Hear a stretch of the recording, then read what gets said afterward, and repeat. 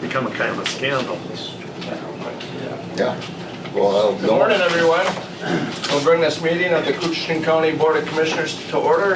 Ron wants to turn the mics on here. He gets paid extra for that. Yeah. So, technician. There we go. First thing we'll do is stand for the Pledge of Allegiance.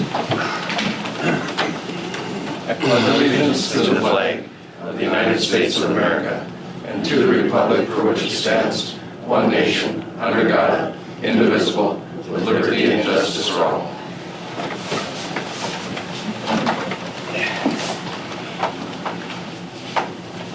First item is to approve the proposed agenda and any additions or deletions. Yeah, one item is being deleted, and that's auditor treasurer business, authorizing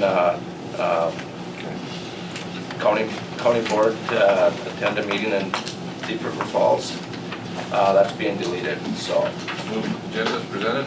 We've got a motion by Commissioner McBride, I'll second such. second by Commissioner Skoye. Discussion. Hearing none, all in favor? Aye. Opposed? Motion is carried. Approved minutes, July 11th, county board meeting. Move to approve. Motion by Commissioner Nordby. I'll second it. Good thing she wrote it down because I can't remember that. And second by Commissioner Pavlik. Discussion.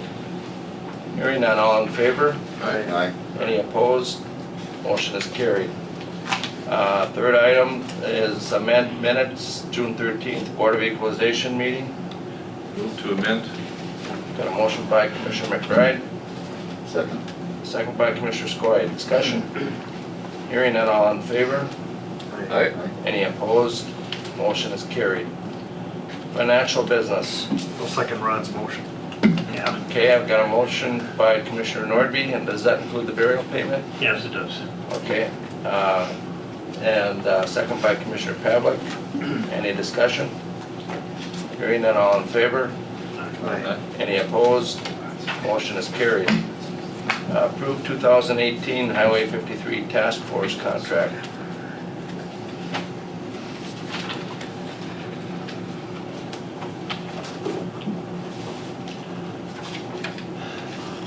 How we thinking? Commissioner Pavlik. Well, is thinking. you know,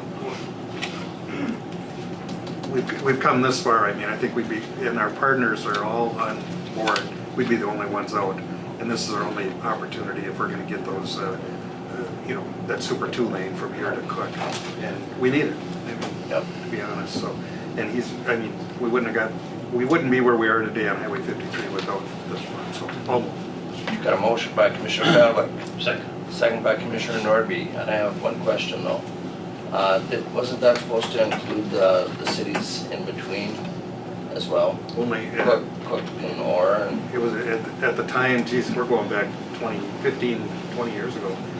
But it was International Falls, Koochiching County, Virginia, and St. Louis County. yeah. And as soon So the as, smaller cities weren't smaller cities were part of the project, but they didn't have the the money financial. funds. Yep, okay. But to give you just a little history there, as soon as we did the first section on the Virginia end, and the city of Virginia dropped. Yeah, I know that. The other three remember that. The other three entities have hung in Yep. after. So it just shows you can't trust government. Yeah.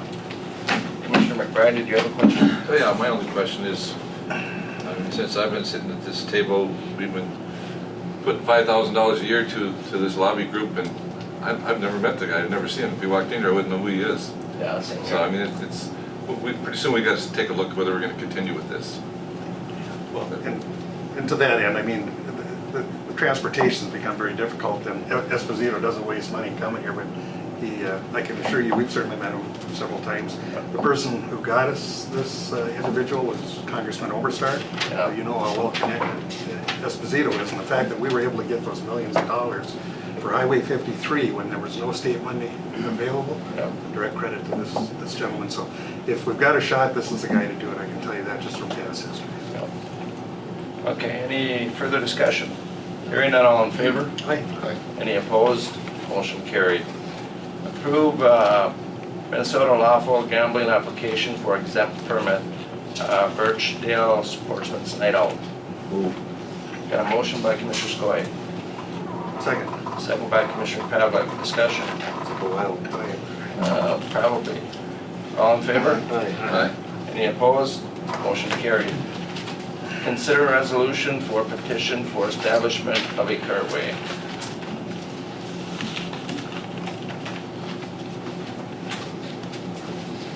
Someone here to present that, or Doug, are you? Come on up. Right, Jeff is part of this too, probably. Come on up, Jeff. Mr. Peterson, you want to talk? This is Jay Patterson.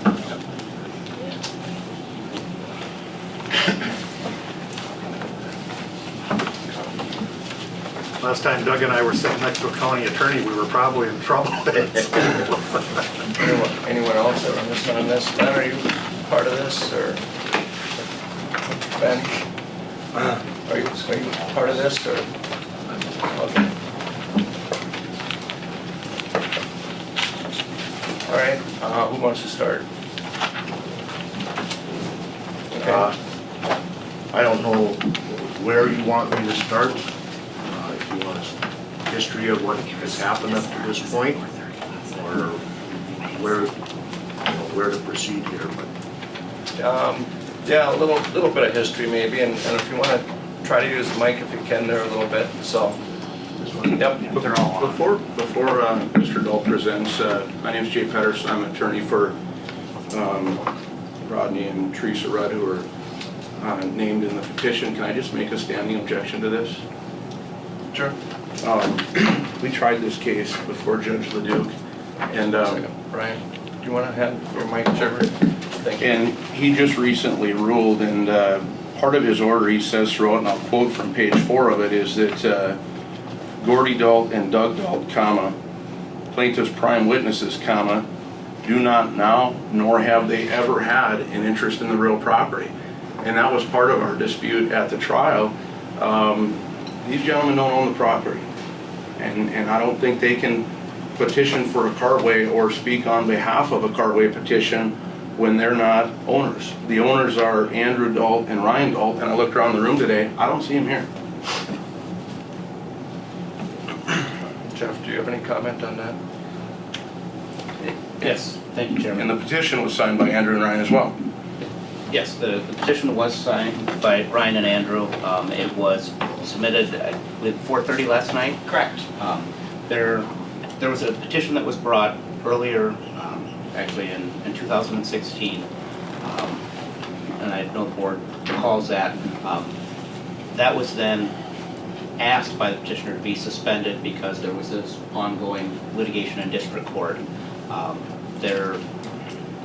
Unfortunately, it's a novel legal issue, and the problem with novel legal issues is that's what makes case law. I've talked to Mr. Pedersen, I've talked to Mr. Shimon, who represents the petitioners, about this. The upper courts haven't given us real clear direction on what we're dealing with right now.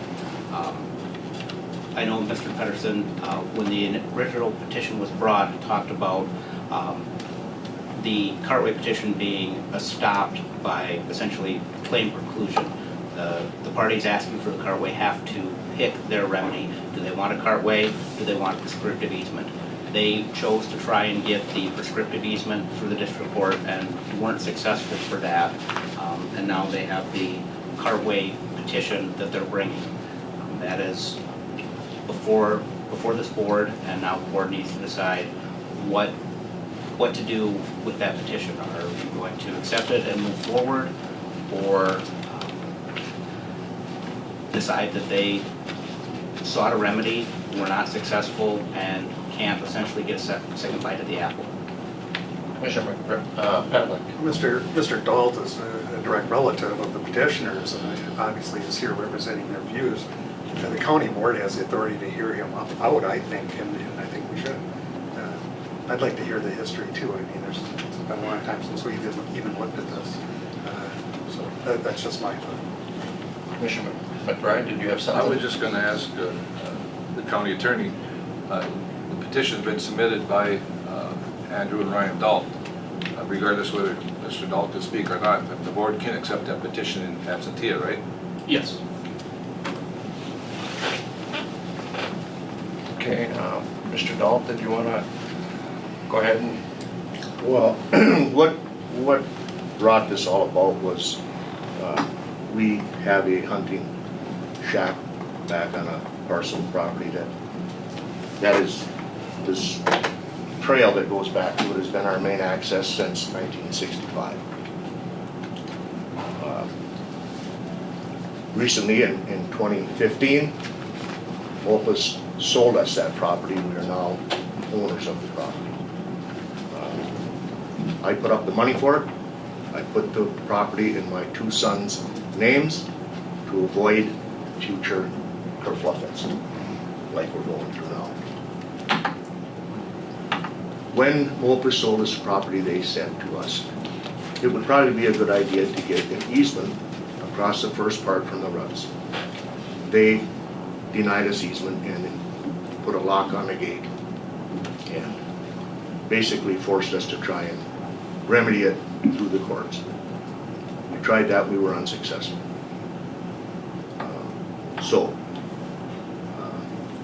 Our next step is to try and get another, we want access to get to our property. We need access to get to our property. We're basically landlocked. So, one of the things that we have looked into is a cartway designation. And in reading about the cartway designation, I also found a Minnesota statute that deals with the establishment of a town road. There is a road there. It's more of a trail than a logging trail than an established road. But I feel that we have the right to petition the county board to establish a public town road across this to give us access to get to our property, because beyond the Rudd's property we have a easement from Opus to go the rest of the way. So that's how we would like to remedy this situation.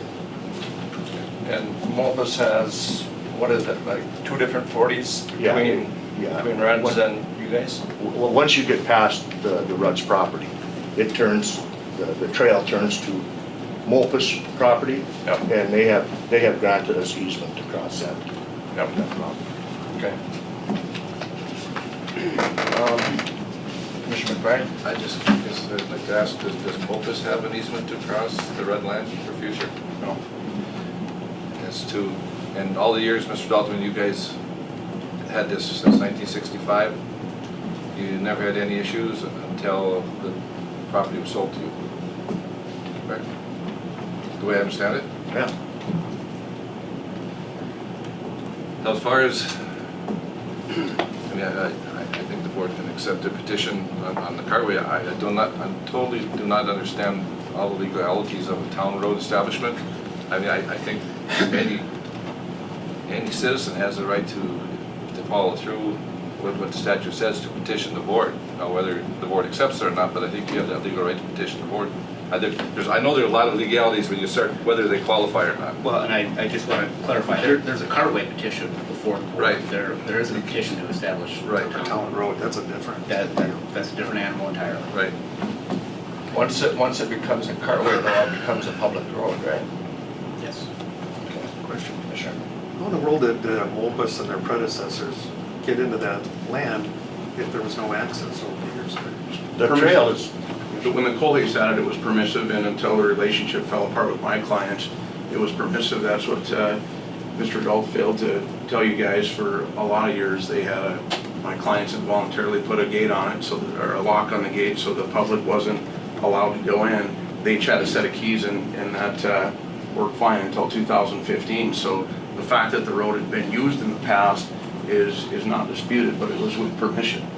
Their predecessor entitled, the Colhays family, gave permissive use, and my clients had owned it for a number of years and gave permissive use to the Dahl family until the relationship fell apart. well, the portion of that is true. The part that is not true is that we have never had permission from Colhays to use that trail. that's an issue that has been litigated, and I'd reference the order from Judge Leduc that's less than 30 days old.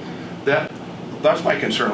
What I don't want, I've done some research and I know what happened in this county with the last cartway petition in 2008. So I'd just like to think forward with the board a little bit.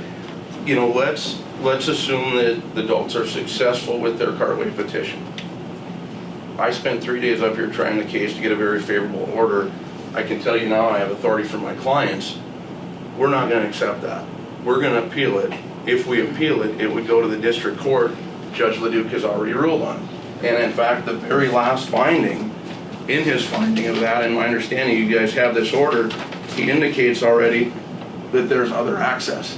One of the things to get a cartway is other access. So Judge Leduc ruled, it's in there. And what he said, and I'll quote again, in the 1990s, Richard L. Krisky and his family purchased a property previously owned by the Schrader family.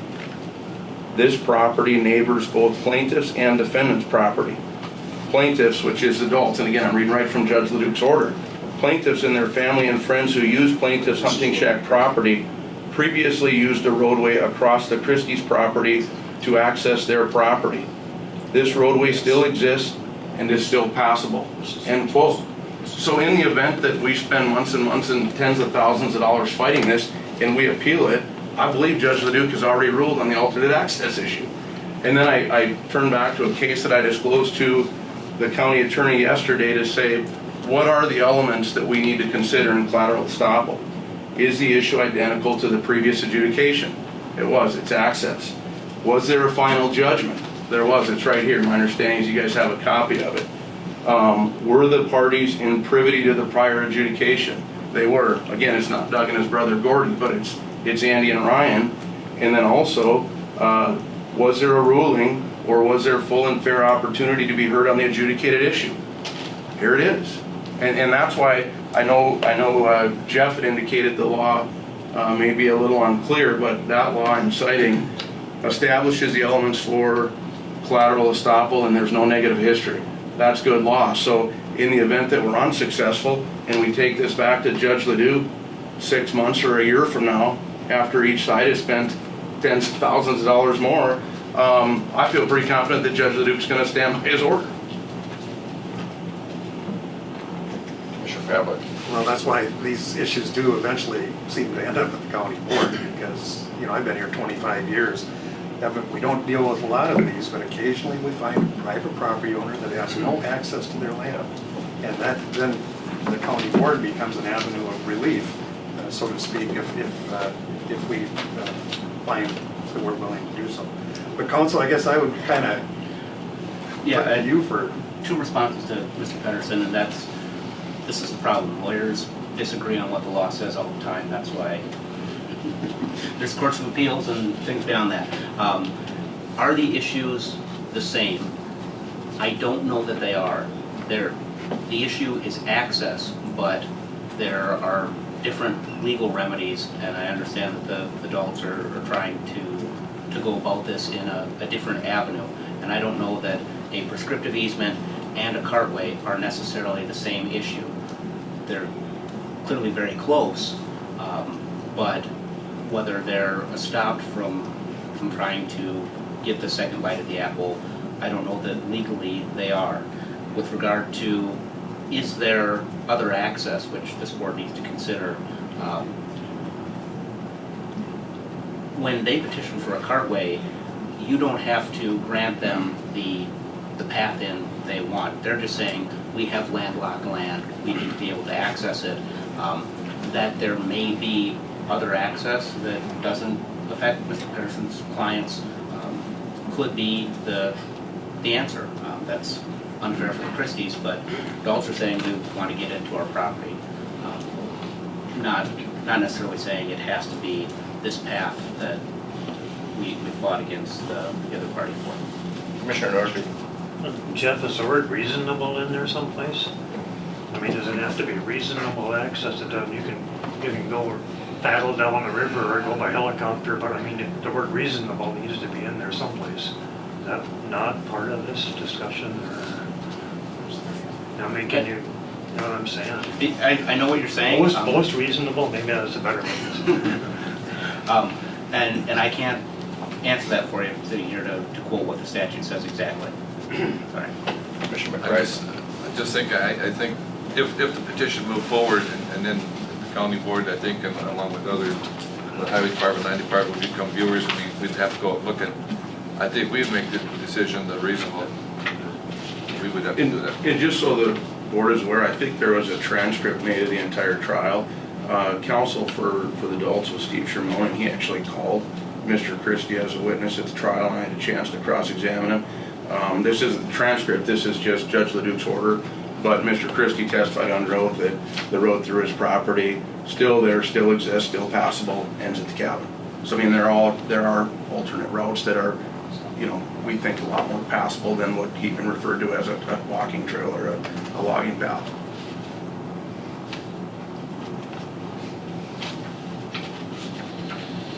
Well, again, that's why it's here at the board. Yep.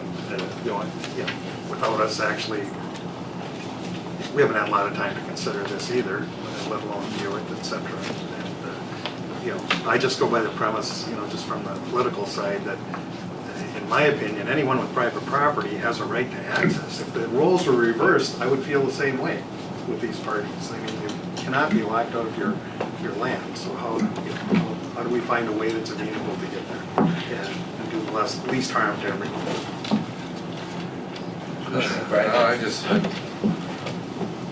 Attorney Patterson, you start talking about $1,000 on both sides, it just doesn't make sense to me.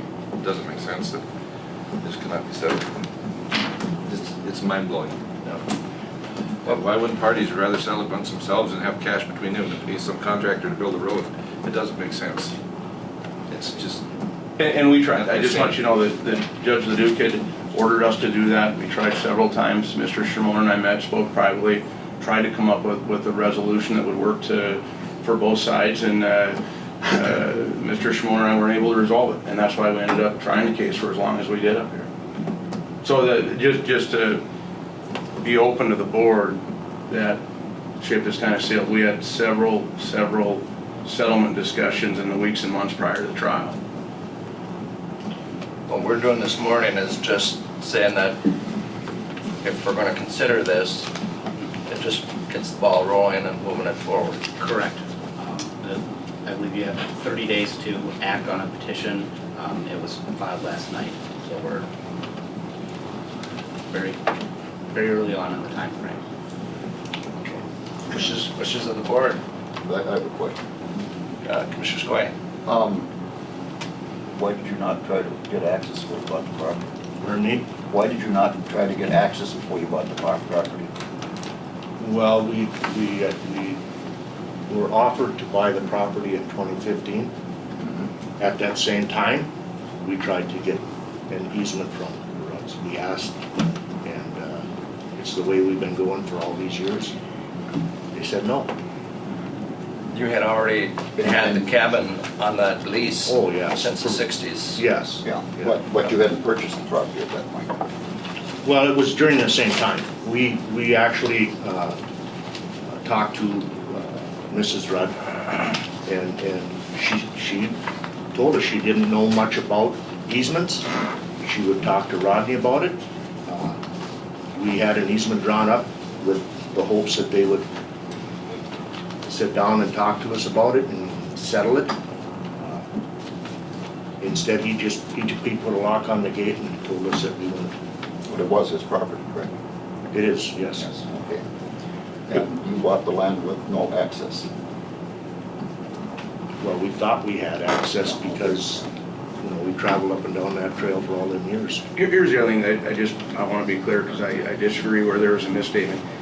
What came out at trial when witnesses were actually under oath, not here to just an informal meeting, was that they didn't always access it through there. The Christie property that we talk about, that was previously owned by the Schrader property, and that road that still exists through there, that was their route that they bought. I can't remember the exact testimony, but Christie's bought it at some point in the 90s, and they said, this is our property, we bought it, we don't want adults going through it, so they put a lock on it. So it's easy to paint a picture that Rudds have been irresponsible, but their other neighbors on the other side did the exact same thing, it just for whatever reason, adults chose to sue my clients instead of Christie's.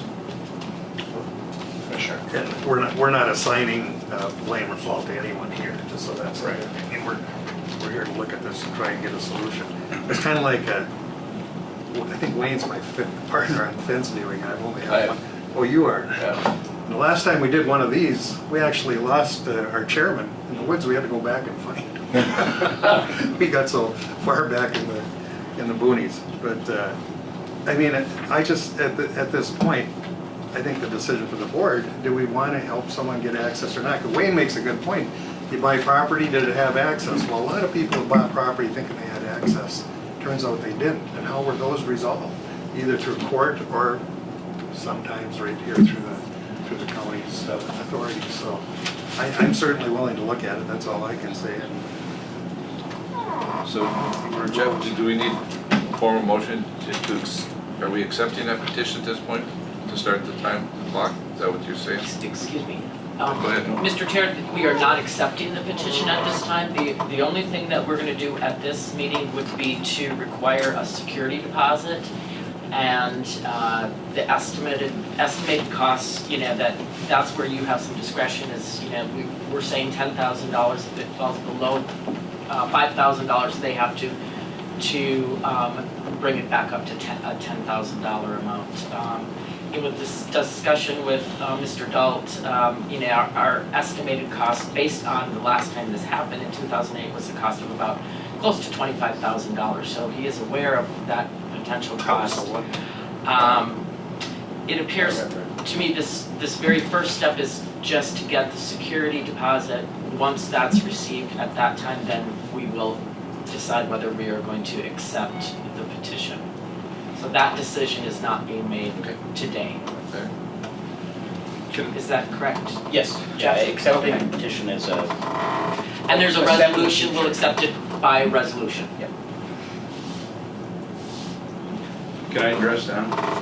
One of the things that you gentlemen probably saw when you reviewed the petition is generally at the start of a quiet title or a cartway petition, there would be a formal certificate of survey where the surveyor signed the affidavit of survey, and then an actual, as part of that, another block which would describe the roadway.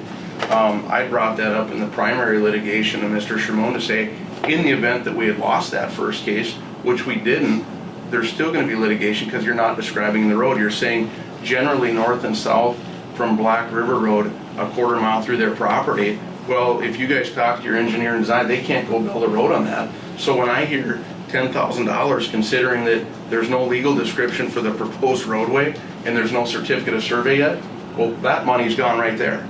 I mean, that money's gone right there. I don't even think 10 grand comes close to being a reasonable amount for initial deposit.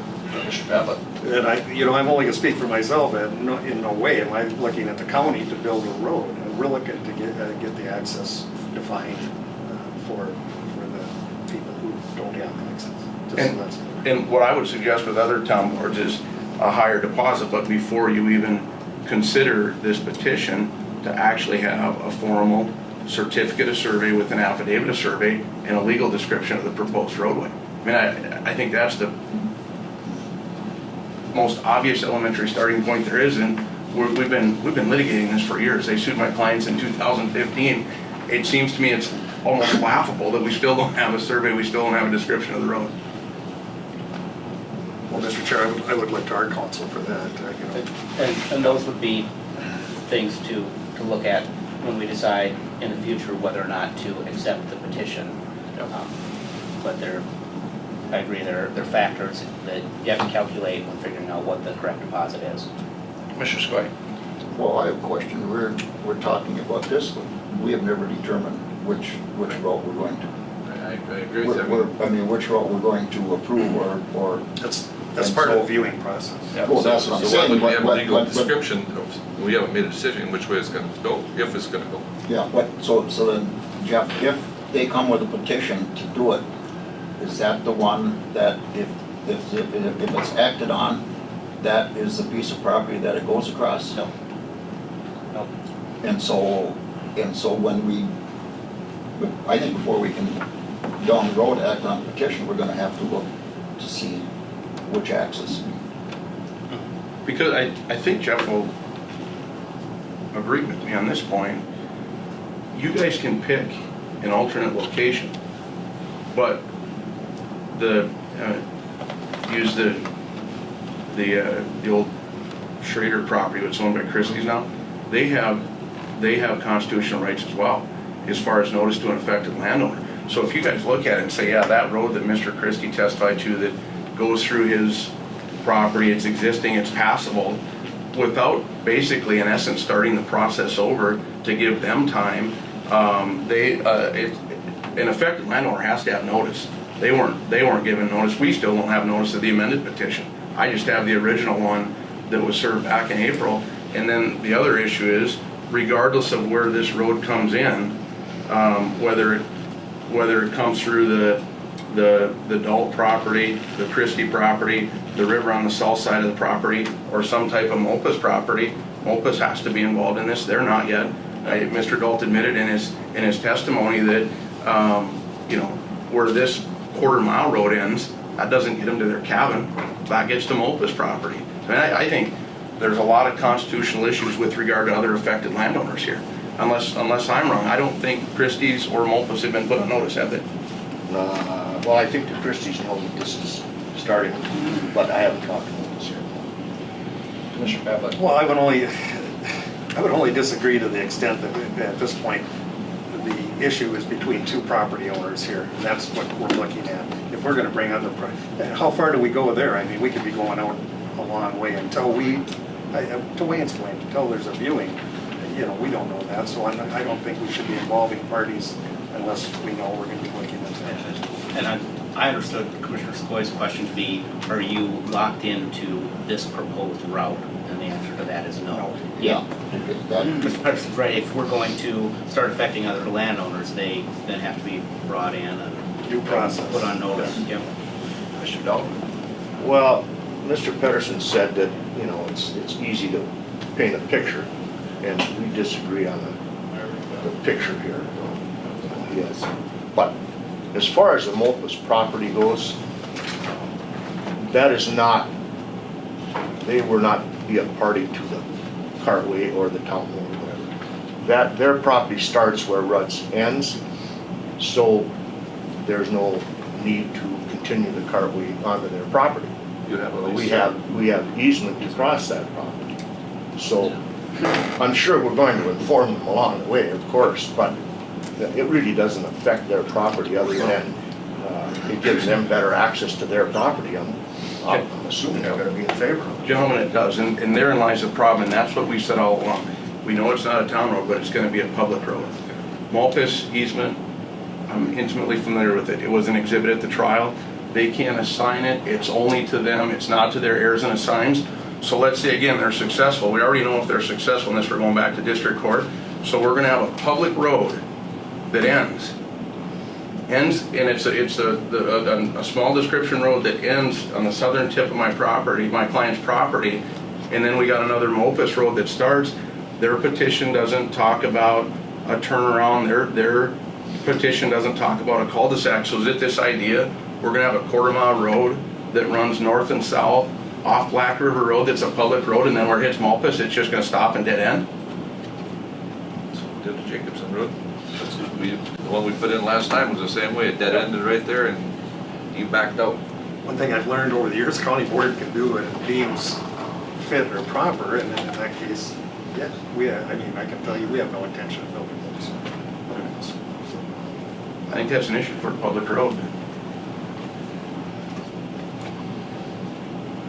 Well, so if I could, Mr. Chair, the issue before us is whether we accept the deposit today And the amount of the deposit. and the amount of the deposit. I mean, we could act on that today, or, a lot of this is new information to us too, or hold it over to our next board meeting. And, I wouldn't mind sitting down with our attorney and, getting clarification on a few items here and stuff before we act. Once we accept the deposit, then we're locked into that 30-day window.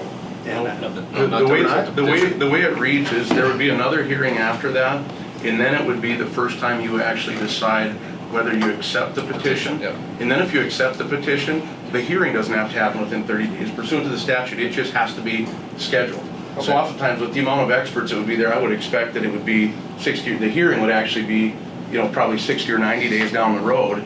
It would just have to be scheduled in that 30 days, but that wouldn't be even until the next hearing, I believe. Okay. And that would be a public hearing, Yes. correct? So then we could accept the deposit say- today, and it doesn't tie our hands. If they put the deposit in, then we, I'll move. Got a motion by Commissioner Pavlik. Can I just clarify what the motion is? Yeah, I would like to have it clarified too. The motion is to receive the deposit that we can, as described by Jim. Let's, the motion I think should be to approve the resolution. Did you, Yes, and I gave you a presented. copy of the resolution, I Yep. think. Resolution is presented to us. and that's And $10,000. that's in the, this is just a Yeah, draft. that's what I read too. But it's, Yep. It also has a clause in there that protects the county for the 5,000 increments. A second. Got a motion by Commissioner Pavlik, seconded by Commissioner McBride to accept the resolution as presented. And this is not stating any route any particular way. This is just to get the ball rolling. You never Paid the money, it's not required. I think we should. Wayne, or if I could, Mr. Chair, Wayne, it's important for you, I don't know if you can, Well, I read the resolution Were you able to read it? over the Okay. weekend, yeah. so you got the 5,000. Yeah, that's what I was gonna say. You thought I would ask you to have it read, but if it's the same one I read on the weekend. In this resolution. Well, I make sure I'm not dragging you into something. Don't get me wrong, coming back up here before, this Well- was accepted last time if they pay, and then they never paid and they withdrew. So here it says, you know, deposit 10,000 if it goes below 5, but it's indefinite, they can do it whenever. And we're gonna move this forward, and say if it's gonna be before the August 8th meeting, that they need to make the deposit by, because this is what happened last time we traveled up here. You guys voted to approve the deposit, they never made the deposit. Their attorney was worried that we were gonna argue election of remedies or collateral estoppel, so they withdrew it. I mean, we're setting ourselves up to never end this. I mean, if we're gonna move it forward, why not put in this resolution that the $10,000 has to be accepted by X date and then go on the next month's meeting? Did this come before us before? No? Yeah, it was up here last spring. Yep. And you guys voted to do the same thing, and they never paid the money, and now we're back here again. Might end up in the court. It was in the court before that. I mean, it was at the same time, and that's why I just don't know how many bites at the apple you guys are gonna give them, but it would be nice to give them some time deadlines here. But last time after the board voted to require the deposit before the 30 days, before you had the opportunity to accept the cartway petition, they withdrew it. Right. And so that's why we never got to that next step. And I believe that they have that right to withdraw. I think we got a motion and a second. I call for questions, Chair. Okay. I got a question for the attorney before you call for the Yep. questions. To his point, should we be putting any other protections in for the county? No. Okay. I mean, this, you're just getting the deposit, and, I mean, obviously, if they don't put the deposit down, when the question comes, are you going to accept the petition, you have a petitioner who's not working with the county, and it's not perfecting the petition, then I think it's an easier question for you there. Motion stands, thank you. Do we want a date or a time frame as to receiving the deposit? You've got 30 days to accept the petition. Oh, okay. So, if you didn't pay within 30 days, we need to accept the Did a petition. good job. Thank you.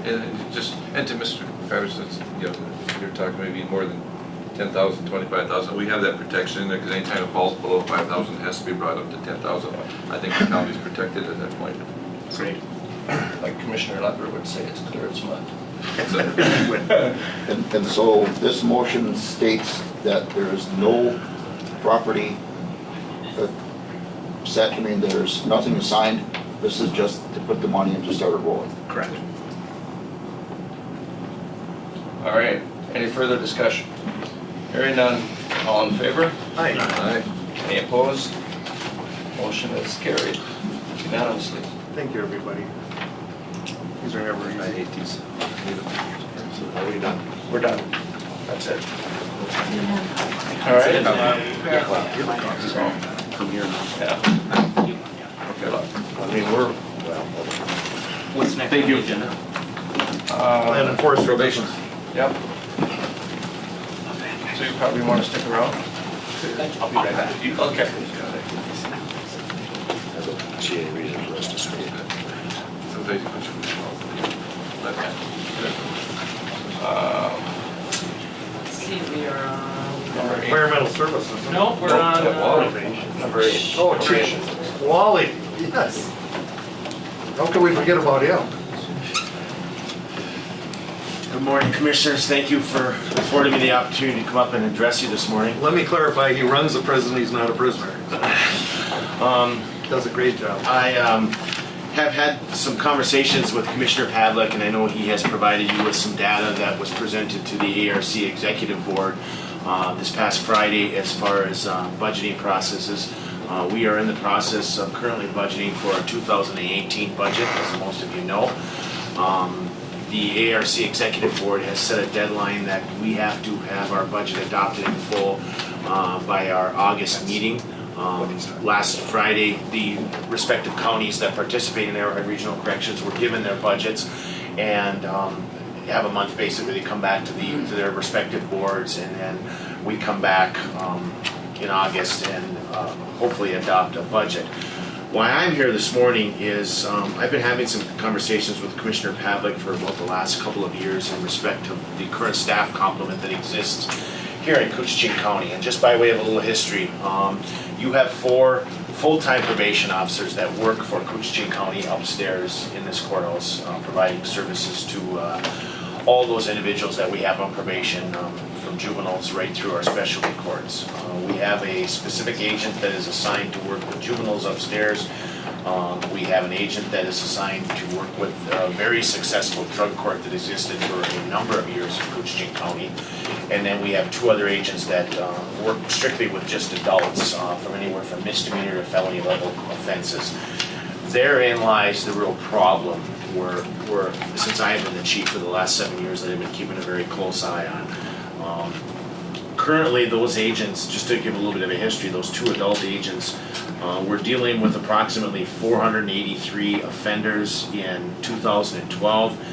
In 2014, that number jumped up to 567 offenders, and in 2016, it jumped up to about 572 offenders. So we've essentially been seeing increases in the dealings of those 2 agents. Currently, we have 2 agents upstairs that deal strictly, as I said, with the adult population of offenders. One of those agents is carrying 156 offenders, and the other one is carrying 137 offenders. The lower number on the 137 side would be that particular agent that has that lower number is strictly tasked to just deal with the sex offender population that exists in Koochiching County, and those cases, in theory, require additional supervision. So we try to keep that caseload. National standards for adult probation officers, both on a national standard and on a state standard, subscribe supervision standards on about a 90-to-1 caseload basis for adults and about a 30-to-1 for juveniles. We have a juvenile agent upstairs now that's carrying 43 cases. And again, I'm not saying that we need to get down to national standards, but the 156 and the 137-to-1 is far above where we should be as far as staff complement to agents. This is not a unique problem to Koochiching County.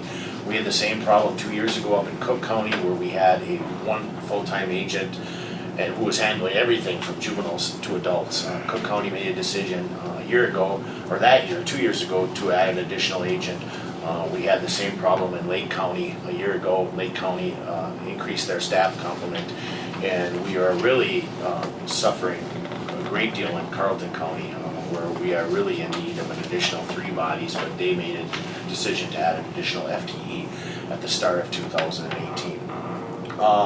What I'm here today is to just inform the board that in addition to these numbers on the adult side, both of those probation officers that deal with the adult population upstairs are handling probably an additional 25 to 30 parolees that come out of our state prison system, both on intensive supervised release and regular release. And the Department of Corrections sets that standard whether or not the person is going to be on intensive supervised release or regular release upon. So they're dealing with those, and those require frequent community visits, whether they're at the person's place of employment or their home, and with increasing caseloads and these high numbers, it makes it very difficult for my agents to be able to get out there and do that kind of work.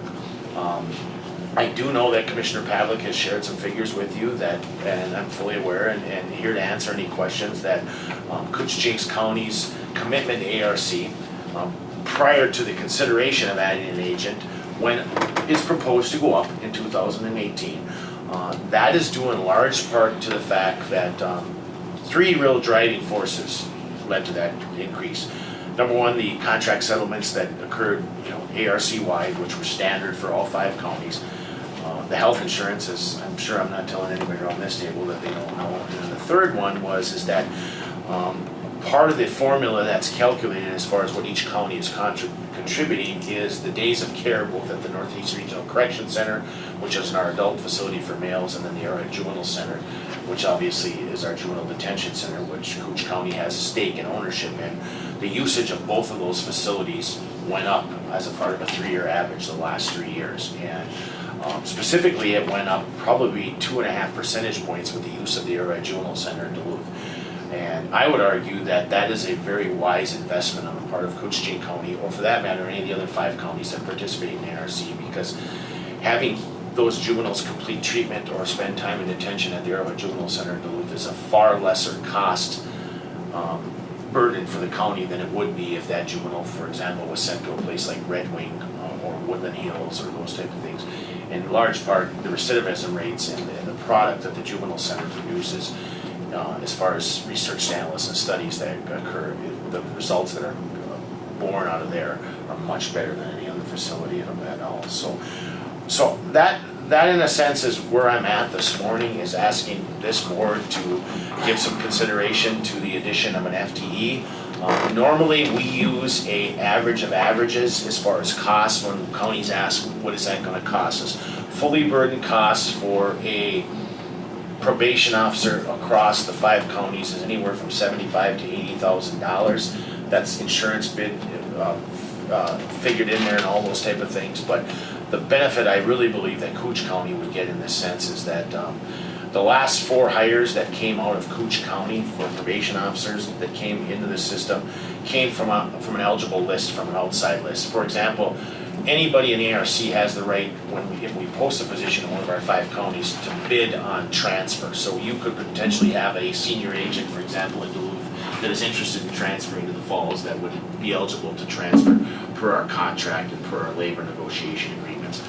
I really do not foresee that happening at this point in time, and like I said, the last 4 hires here in Cooch County have come off an eligible list, which means in all likelihood you're getting a newbie, for lack of better terms. You're getting someone in that's going to come in at the far lower pay schedule, below that $75,000 to $80,000. And in light of the fact that I would make the assumption that if this position was added, it would be occurring after the executive board makes the settlement, you'd actually be paying actuals for that first year, whatever the salary is for that. And starting salary for a new probation officer, as most of you know, is far less than assistant agents. One of the things that you have... But that would save us money. That would save you money in the long run. And one of the things that you have really a benefit from up here, and I've previously, before becoming the chief probation officer, I was responsible for the supervision of this Falls office for 5 years before I became the chief. And during those 5 years, there was a significant amount of turnover where we hired staff, and then when openings came in Duluth or Virginia, staff left as part of the transfer process.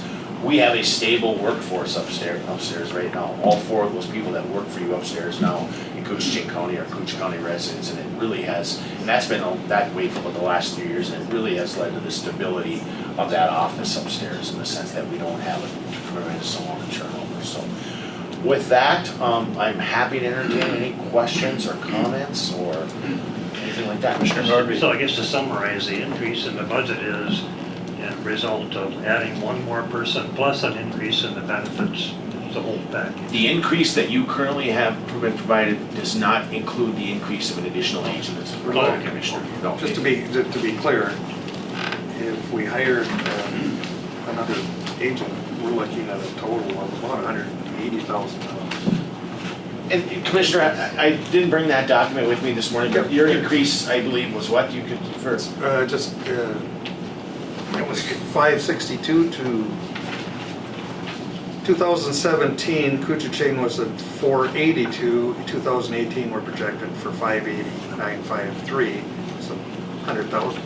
Before, yeah, roughly, yes. And then if we had the probation officer, that would be on top of that.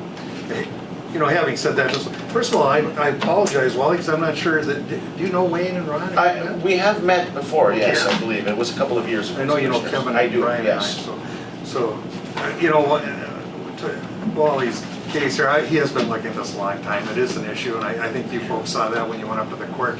All you have to do is look at our jail numbers, talk to Judge Leduc, what we're going through.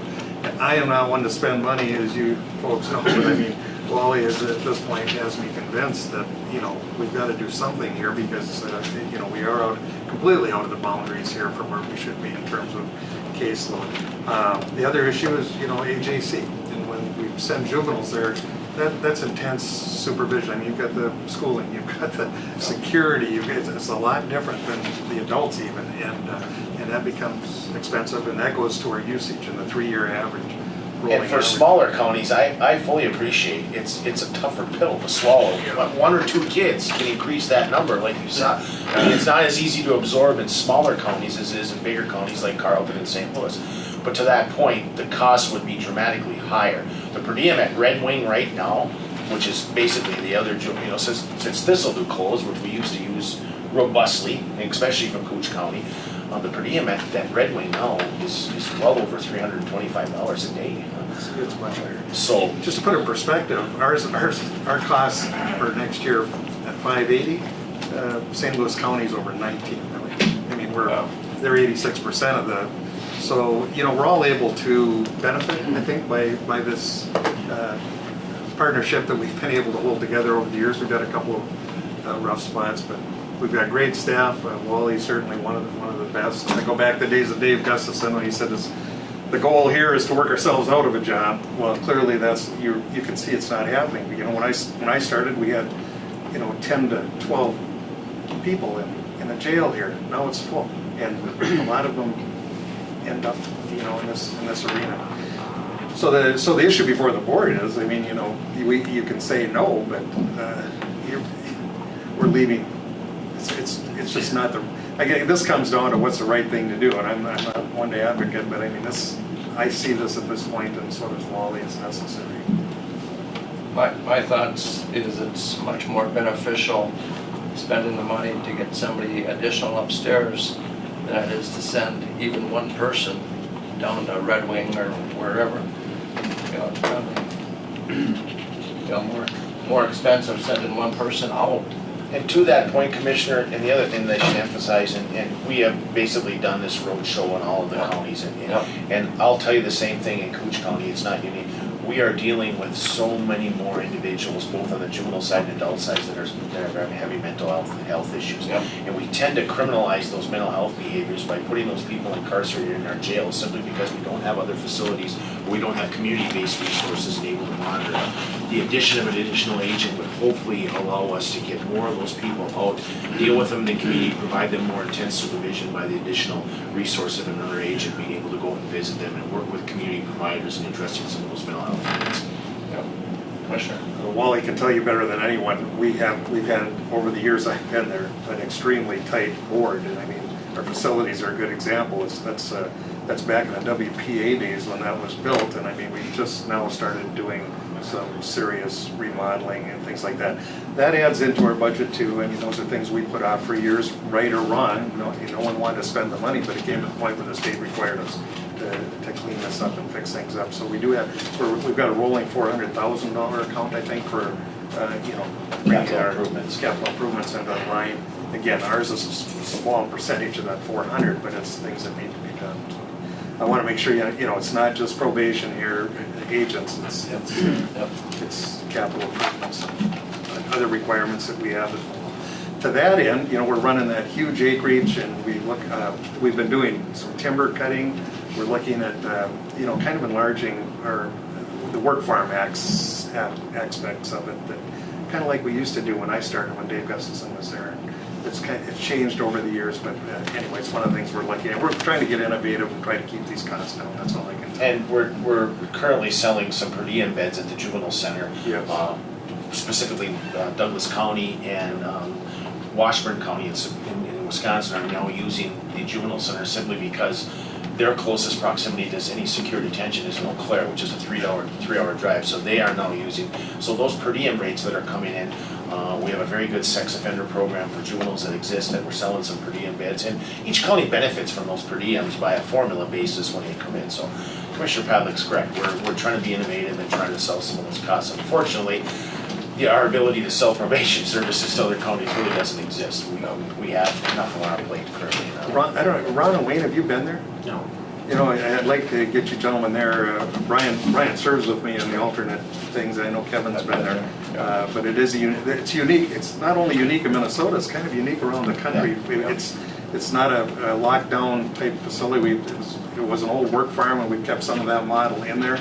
I can count on one hand the number of walk-offs I can remember in the 25 years I've been there. I mean, people hang in there, and our recidivism rates are better than almost anywhere.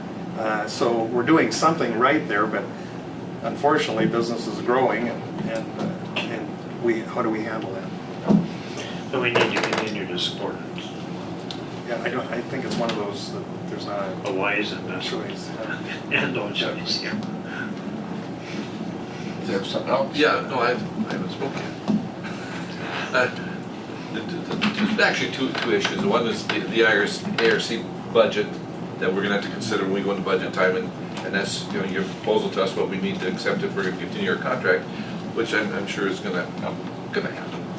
The other one is, you know, whether the board's gonna consider another FTE parole officer. And I don't know when we formally make that decision or not. I don't know if we're ready to do that today, are we? Or if I could, Mr. Chair, I think what I told Wally, I wanted him to come early here because that would become part of our budget process. Yep, that would be one of our budget meetings. And Commissioner, to that point, I certainly did not expect to walk out of here today with a thumbs up or thumbs down. I understand that you folks all have work to do, other departments to consider. Clearly this, if the FTE is approved, it will be after our budget occurs. So our budget, when I say the formula budget on the ARC board, is adopted in August. And simply what would occur then is if the position is approved, we would just simply bill you for actuals for 2018, then it would be incorporated in the overall budget as we move towards our 19 budget. That would be our So, savings for this yeah, year. so I mean, and I could clearly, at that point in time, give you a little bit better indication of, you know, the dollars you're looking at, but, you know, this is no disrespect to the Falls community at all, because I've always enjoyed coming up here and spending time up here, both as a supervisor and the chief, but the likelihood that we would have an existing agent that has 25 or 30 years of experience that's gonna transfer in here, which would obviously increase the cost, is, in my opinion, minimal. Yeah. So, Everyone wants to come up to Koochiching. That's what I thought. Yeah. Mr. Chair, I'd just like to ask Attorney Naglaski, I mean, you deal with this, correct, all the time, and you see the issues? And I do. One question for Wally, did the caseload numbers you talked about, does that include pretrial supervision? no, that does not include pre-trial. Okay, and that's another thing that. And that would be my hope, is if this position was, we have done a pretty good job, a robust job in getting some pretrial cases that kind of were borderline on intensive pretrial out of our jails in our other counties, and the addition of an agent would maybe allow, if we had one of those individuals that was sitting at the jail that we just didn't really feel we could release or recommend release to the court because they required some extra supervision that we don't have time to provide with our existing caseload numbers, that we would potentially be able to do that and hopefully free up some jail beds as well, so. And that's the point of my question is, when he's talking about these national average numbers and where these agents are, that doesn't include the pretrial supervision we're trying to give them. And if we can reduce their caseload, free up an agent to spend more time and provide better pretrial release, that's somebody who's not taking up a bed in the jail, which is a significant cost to the county too. and also taking your time, county attorneys. Whether they're on pretrial release or not, But you're still there, huh? I'm there till it's probation. Okay. Is that something feasible that you could work on together? Where It's a model that exists in virtually three of our other 4 counties, and it would be very easy to replicate here, very easy. So that makes sense then too. It does. Okay. Yep. All right, this then today was just for discussion.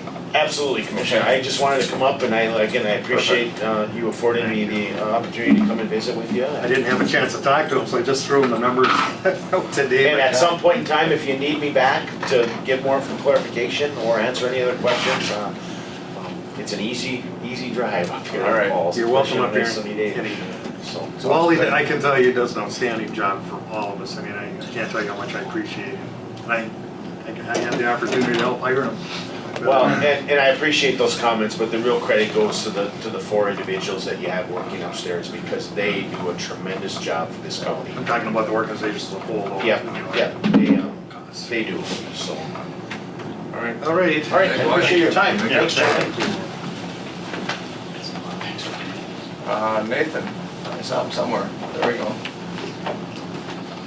Good morning. Morning. Approved repurchase of 3 separate tax forfeited properties.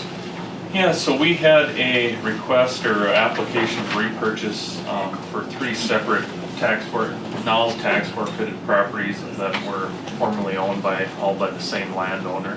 You can see the attached application. We have collected the delinquent taxes and penalties and interest if this repurchase is approved. So there are 3, actually the lots, they're all 3 empty lots in and around Woodgate. You're recommending that? Yeah, it's something that it's kind of basically private policy that we've done.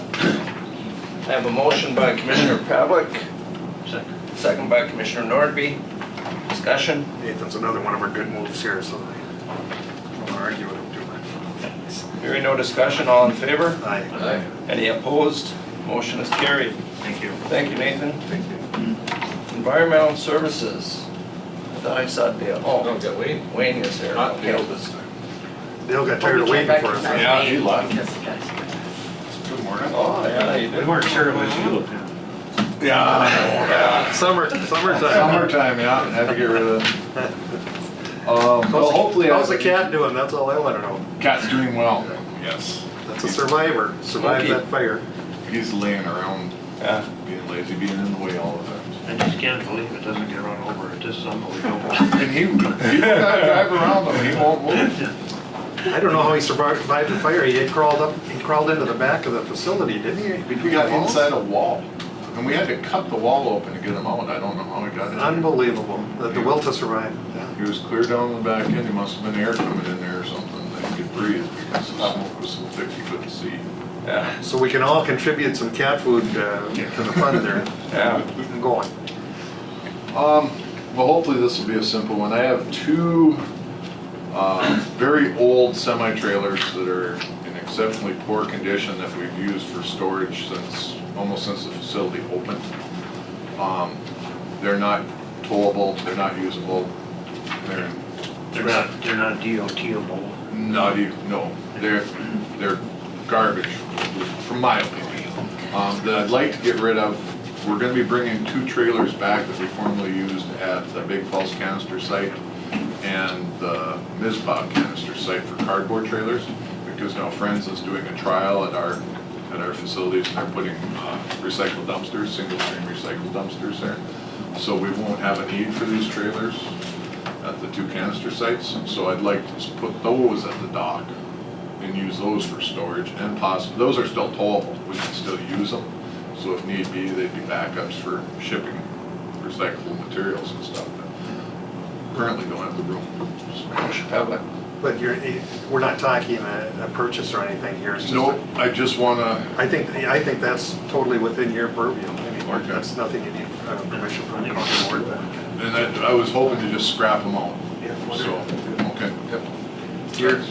Mr. Chair, I'd like a motion just because it is physical property that, an asset, and just so we keep track of what goes in and what goes out, I'd like a motion. So there's a history of what happened to him? Yes, Yeah. exactly. Okay, we got a motion by Commissioner Second. Norby, second by Commissioner McBride.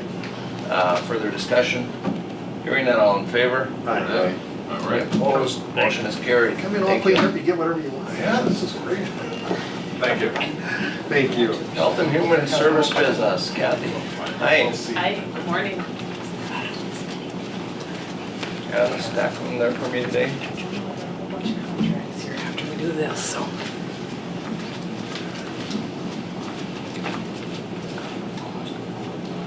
You must trust us, he's signing it. Yeah. How are you doing? I'm good. Go ahead. Go ahead. We already did your burial payment, by the way, so. Oh, you did the burial, okay. So for the rest of the items on here, they are renewal of GRH contracts. There are no new ones. 1 through 10 are all renewals. Any change in cost? No, there's no changes whatsoever. And then you did the burial, and then we have 2 daycare licensing recommendations. One is a renewal and one is a new license. Well, how about, I would move on 1 through 10, I guess. Okay. As long as there's no increase in payments. Okay, I've got a motion by Commissioner Pavlik to approve 1 through 10. Second. Second by Commissioner Nordby. Discussion. Hearing none, all in favor? Aye. Opposed? Motion is carried. And item 12. 12 is the daycare licensings, and we have, one is a new license and one is a renewal. Can I ask you a question? Is there any hope of getting a weekend daycare or 24-hour daycare? Does anybody even talk about it? We always talk about it. But nobody else does. Renee Whitbeck does the licensing of the daycare homes, and she is always putting word out, talking about the need, and all of that. So yeah, it's talked about, but we have a real shortage of daycare facilities in town, and so. In some other groups, we've had the discussion that, you know, if a single parent could move here because they have a job, they can't move here because of no daycare. I mean, I think it's really a problem. And there are people not being able to go to work because of the lack of daycare. And we did, I imagine it was about 6 months ago or so, we did publicize in the paper and on the radio and did some things like that to try to recruit new daycares, but we did not get one response. So I would expect that we will continue to do that periodically, though, to try to recruit. This is just a question, you know, over the years, is licensing becoming more difficult, or what are the hang-ups here that we can't get? It's a lot of the requirements and the reporting, the paperwork that people need to do. Even for the families who are just going to take the legal non-licensed homes, that are families that are going to take care of children from one household. They don't need to go through the complete licensing process, but even that, they have a lot of paperwork to do for the state that has to be turned in, and people, it becomes a burden. It becomes a burden for them. I think we're seeing the effects of that. And we do talk about that at state meetings as well, that DHS is at times making it more difficult for people to get licensed and want to be licensed, provide this service. The fine line between protection and Correct. feasibility. Yes. How do we make the words? I would move on the renewal or accept the license for the 2 daycares. A motion by Commissioner McBride, second by Commissioner Pavlik. Commissioner. That's just interesting, you're talking about licensees, and what about the summer 15, 16-year-old kid that wants to do some babysitting, and then they babysit for somebody that works all day? I mean, there's no license or anything, no requirement for that? There's nothing for that, and really it only comes into play when the families are, for the legal non-licensed, it just comes into play when the families are receiving daycare assistance. So you can go and hire whoever you want to babysit your children, but someone can't take children from more than one family without being then licensed. Okay. And then if you're also any assistance, then you need to be licensed too also. Yes. So if one person is babysitting a family, but if another from another family comes in, then it starts becoming an issue. Yes. Interesting. Representative. All these years you were doing it illegal. Carol says that more. Representative Eklund and Senator Bach will be here today, and, maybe that's one of the things looking at in upcoming sessions is the problem we're having. See if there is any help that they could lend. I know it's the safety of children that's so prominent, and I understand that, but. They'll be here at 1:30 if you want to come back. I'm coming back, yeah. Yep. Any further discussion? Hearing none, all in favor? Aye. Any opposed? Motion is carried. Thank you. Thank you. Thanks. Veteran Service Office. Good morning. Good morning. Why, I didn't get to Good morning. Those are my veteran service officers. They're both smiling, can't be too bad. I did. Let's see. Thanks to you guys, we have some happy veterans, that's for sure. Yes. Much appreciated. Whenever you're ready. Okay. This is our annual report card. I didn't have the information done on Thursday to be able to pass that to you ahead of time, so if you want it just for information later on, I do have extra copies. The VA, as you know, every year in June sends out the expenditure report of every county, every state of what we bring back into the county. This is not money into the county budget, but it's money that our veterans in the county are spending.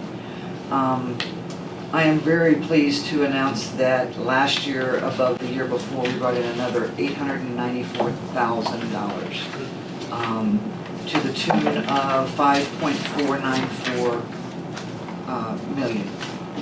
That's cash to our veterans, to our widows, for our pension vets. It's cash back into the veterans' pocket. What that means is we increase, each one of our veterans on average gets about $4,632 a month. Last year was $3,697. So we increased it by $934, almost $1,000 per vet. Now, the VA is saying that our veteran population has dropped to 1186. It's not true in our office.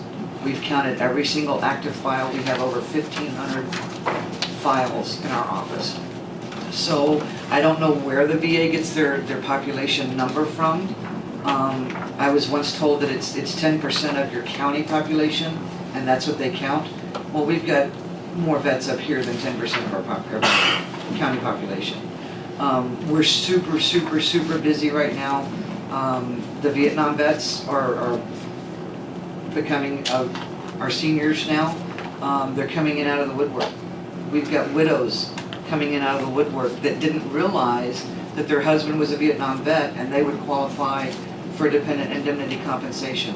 We just got 2 awards last week. One, a widow from California, the other one is a widow from Arizona. Both from this area, that one lost her spouse in 2010, had no clue about getting a benefit. The other one lost her spouse in 2016. We've been working on hers for almost 1.5 years, and we got grants on both of those. So we're getting new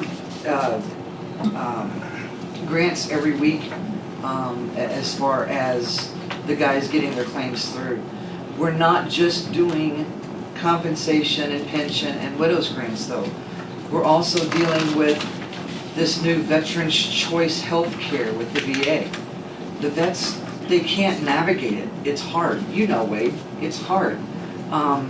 We've got people are coming in that don't have a spouse or that has a spouse that doesn't understand the system, and we're having to make phone calls for them. So I've got our walk-in figures and phone call figures that we've done for last year and for this year.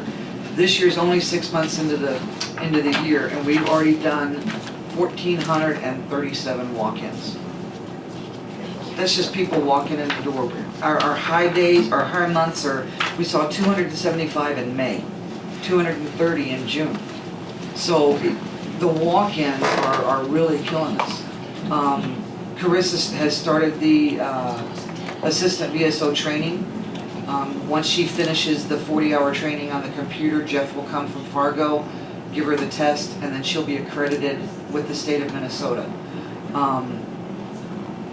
It's, Carissa has taken over a lot of the things that I don't have time to get to. The SSAP grants, which is a State Soldiers Assistance Program. It assists with dental and optical grants for our vets that don't qualify through the VA and they're low income, then they can file for these grants. Carissa's taken over that portion of the job. She's not just an administrative assistant. Once she gets accredited, she'll be able to do exactly what I do, minus this stuff. She's a valuable asset, and one of the things that I'm going to be coming to next month is asking for an administrative assistant. Make her an assistant CVSO so that we can get more people help. Once we get more people help, this should die down and be a maintenance job, but it's not. In 3 years, we, not I, have increased the income into this county economically $1.932 million. That's almost 2 million, I mean, in 3 years. So And it's you're accelerating, it was how much this it year? was 894,000 this year over the 534 last year. Point being, she's actually accelerating it because she's, you know, word is out there about her. And I I've got have the people help. calling all the time, as they help. I mean, it's truly amazing. When we're talking $6 million, these are outside dollars that come directly into Koochiching County. Absolutely. And think about that. That's economic development as well as help and care for veterans. So I mean, And that's the amazing. cash part. That does not include home loans, education back into the college, the medical. That's why I bring her, because she can read my mind. Total bringing into the county was let me get the right figure here. It was more than, 894 was on top of what we brought in before. Total with everything was 8.644 million. That's with everything added. The cash portion was the 5.5 million. And total was what, 8.6? 8.6. I mean, it's amazing. Just, all I'm looking at is the benefit side where, you know, it's liquid spending. The liquid cash back. She's raising that by more than 20% a year. When an 85-year-old couple sits in front of me and starts crying because now they're getting $400, and I'm gonna get emotional, because they're getting $450 a month, and they say it makes a difference if we can eat or not. That's why we do what we do. Touches me too. Sorry. So whenever we come to the board and we ask for things that we know that we need for our department, please trust that we know what we're talking about. When we came to the board, or came to the management 2 months ago, and asked for the hour change, we're seeing anywhere from 5 to 10 people before 10 o'clock. Because we can't close the door. That's when you're not open. Yeah. We don't open till 10, but we can't say no if somebody's at the door. This morning, there was 3 people in before 9:30, looking in the window, saying, hey, you're here, you know, I need help. So, we're gonna have to do something. And I don't know what it is yet. But I will bring that back to the board. That's not why I came today. Today was to let you know that we are bringing the money back into the county. And it's not just about our report card, it's about the Veterans Choice. We're a community liaison with Rainy Lake Medical Center. We're both going to the board meeting next Tuesday to explain to them, the VA, whenever you do compensation exams, you're going in for a disability that incurred while you were in the military. In order to speed that up, they've got what's called a disability benefit questionnaire, a physical that a doctor can fill out. Instead of sending our 90-year-old seniors down to Minneapolis or St. Cloud or Fargo to have an exam, the local doctors here can do that, and we can file that with their claim. So we're going over on Tuesday, I believe, to educate the hospital staff as to what we're needing whenever we send that. Part of the expenses, when we get a denial, we file the claim for somebody's back injury. And it's blatant that it's in the report that it was hurt in the military, but the VA denied his claim. So then we get a second opinion with a DBQ, and that's part of the money that we use from our grant. We can now pay for second opinions, second medical opinions on something that was previously denied. Every one that we've done that on, we've won. Anytime we've done a second opinion, we've won a grant for the soldier. So it's not about, oh me, I'm so great. It's about knowing the system and having the good support with the board and with the staff to be able to get this stuff done. We think you guys are great, so. Well, I hear that from the veterans. And I gotta tell you, she mentioned this VA choice. I mean, a normal person could never fight their way through that system. It is made to block, in my opinion, to block veterans from care. They get so exasperated they give up, and I mean, it's just, if I didn't have someone like Carol, I'd never be able to utilize that system. It is broken, and I mean, when I see these politicians saying how wonderful it is, not a single one of them are using it, I'll guarantee you. I've called several of the offices and told them to put the congressman on the same plan and see how easy it is to navigate it. But where that becomes a burden for their offices, these veterans end up coming in there because they can't navigate that system. And I mean, it takes literally hours to It get does. appointments and bills set up. Yes. An appointment. I mean, it's so frustrating because, you know, these people should be taken care of.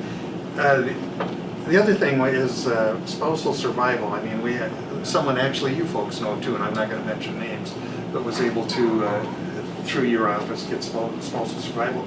Could have had it all these years, didn't know about it. You know, that's touching.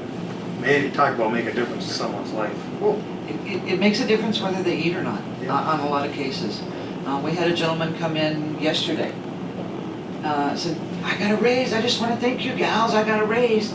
So really, you know, what percentage? He went from 10% of $133 a month to $264.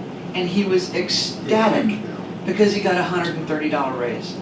You know, and it's sad because he's got to get worse in order to get more. His hearing is worse, so now they've increased him to a 20%. But he was ecstatic about it. You know, and then we get the guys that can't work at all. We're not just helping them with the VA stuff, we help them file for Social Security disability. You know, and we just got a grant on a couple of those in the last 6 months. One of our vets comes in and gives us an update about every 2 or 3 weeks when he's in town, and he made the comment to Carissa the other day, and I will use this forever. He says, we're loving y'all to death. And they are. We are totally exhausted, mentally and physically. It's not just that we do the veteran's choice. We help them with their medical billing. We help them with their medical appointments. We do the rides for the compensation exams, for their VA exams. We take in the money for those exams. We've made that part of our budget self-sufficient. You know, I use a little bit of the grant money to pay for the hotels and for the gas, but for the most part, the county doesn't put any money into that transportation program unless we're needing to buy a new vehicle. Some of our guys could never get to the medical without that transportation program. And I've handed that off totally to Carissa. She runs that, lock, stock, and barrel. She schedules the drivers. How are you guys doing drivers? Are you okay with it? We had 5, we're losing 2, we've gained 2, and possibly another one. So Is it forever turning over, or you have people that... I've had the same 5 drivers for probably 3 years. Oh. And now we're losing 2 of them, 2 of our really good ones. But I've got 2 coming on board, both are vets, and actually a 3rd one that asked about it yesterday. So we're gonna have 6. That, to me, is still not enough. Sure. Thank you, Mr. Chair. Carissa, where are you? I mean, I know you've been going to the classes or trying to... Yeah, it's an online training. Okay. And so I'm actually coming in on a couple Fridays right now to try to get caught up on that and get that done. So how soon could she get that accreditation, I guess? Would be my She can question. have it by 1 September. Yeah. Okay. That's As soon as the she does- plan, is to get certified next month and get that all And completed. that would help your office tremendously. It would, but not in the location that we're in. And I apologize for sticking this in there. When I do an interview, it needs to be confidential. If she does an interview at her desk and she's doing things now that shouldn't be done at that desk because it's a thoroughfare. Sometimes we'll have 5 and 6 people standing in there, and Well, she's I know talking what, personal. every time I've been in there, there's that many. And it's personal data, and it's kind of embarrassing for us to be able to talk to you about your medical appointments. You've got the biggest office in the If- courthouse, you know. we do, but for a reception area, it's perfect. It really is, but for For a private For meeting, private, yeah, it is okay. not. All right. It is not. So, Well, that's part of what you want to bring to budget. yes, sir. For someone to Yes, sir. start looking at that, coming up pretty quick.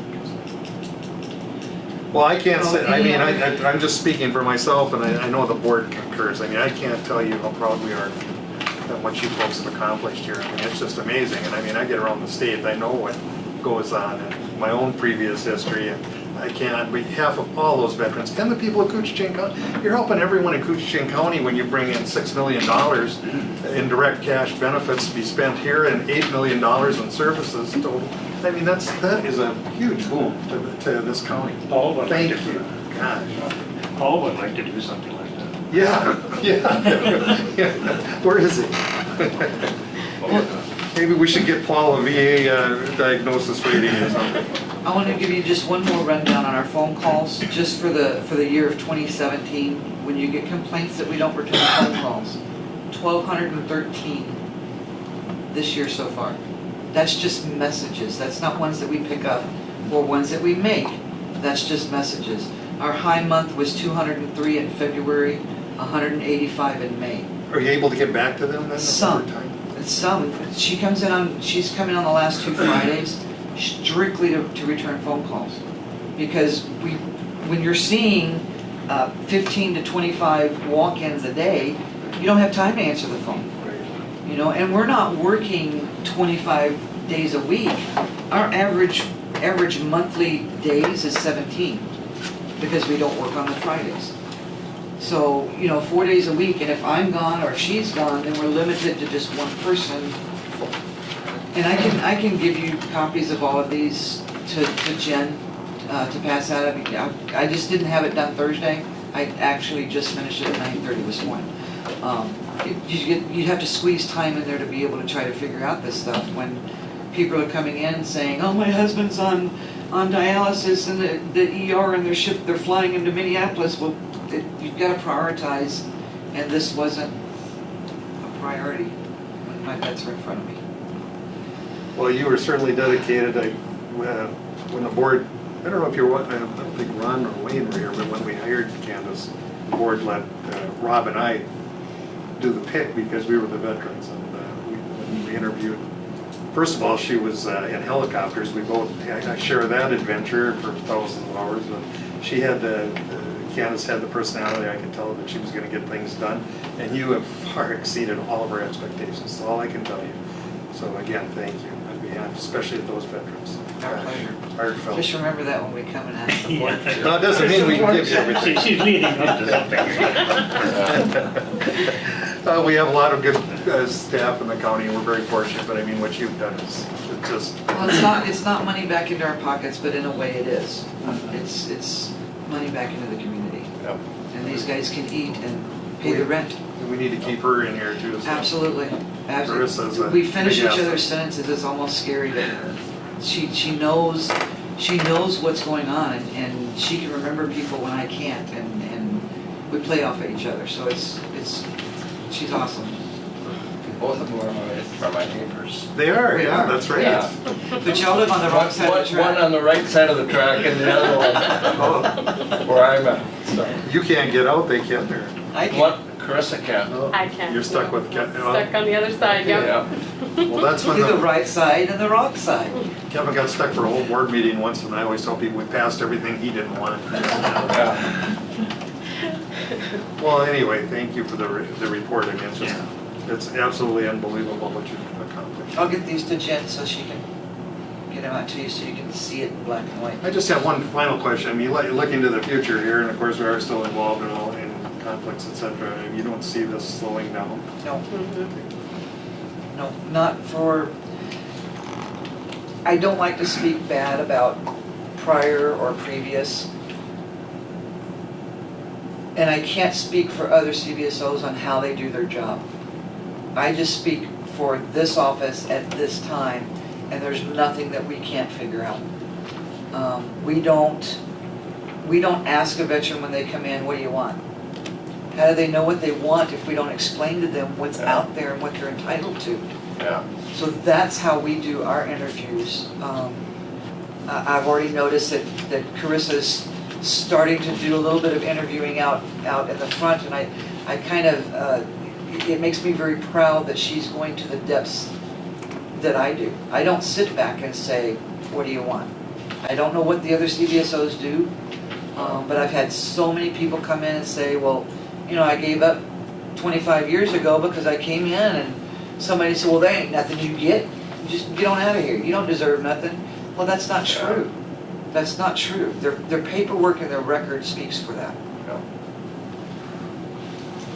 Yeah, I can't see it slowing down in anytime soon because of, not only because of the conflicts and such, but the issues that come with the navigation of the VA system. That's always going to be an issue. Yeah, built-in impediment kind of. And the presumptives, because Vietnam That's Vets always with the changing. Agent Orange presumptives, there's 13 presumptives and they're always adding to it. You may not have a heart condition when you're 25 and just get out of Vietnam, but when you're 65 and you're diagnosed with coronary artery disease, that's a presumptive of Agent Orange. Well, now that veteran qualifies. So yeah, it's changing, ever changing every day.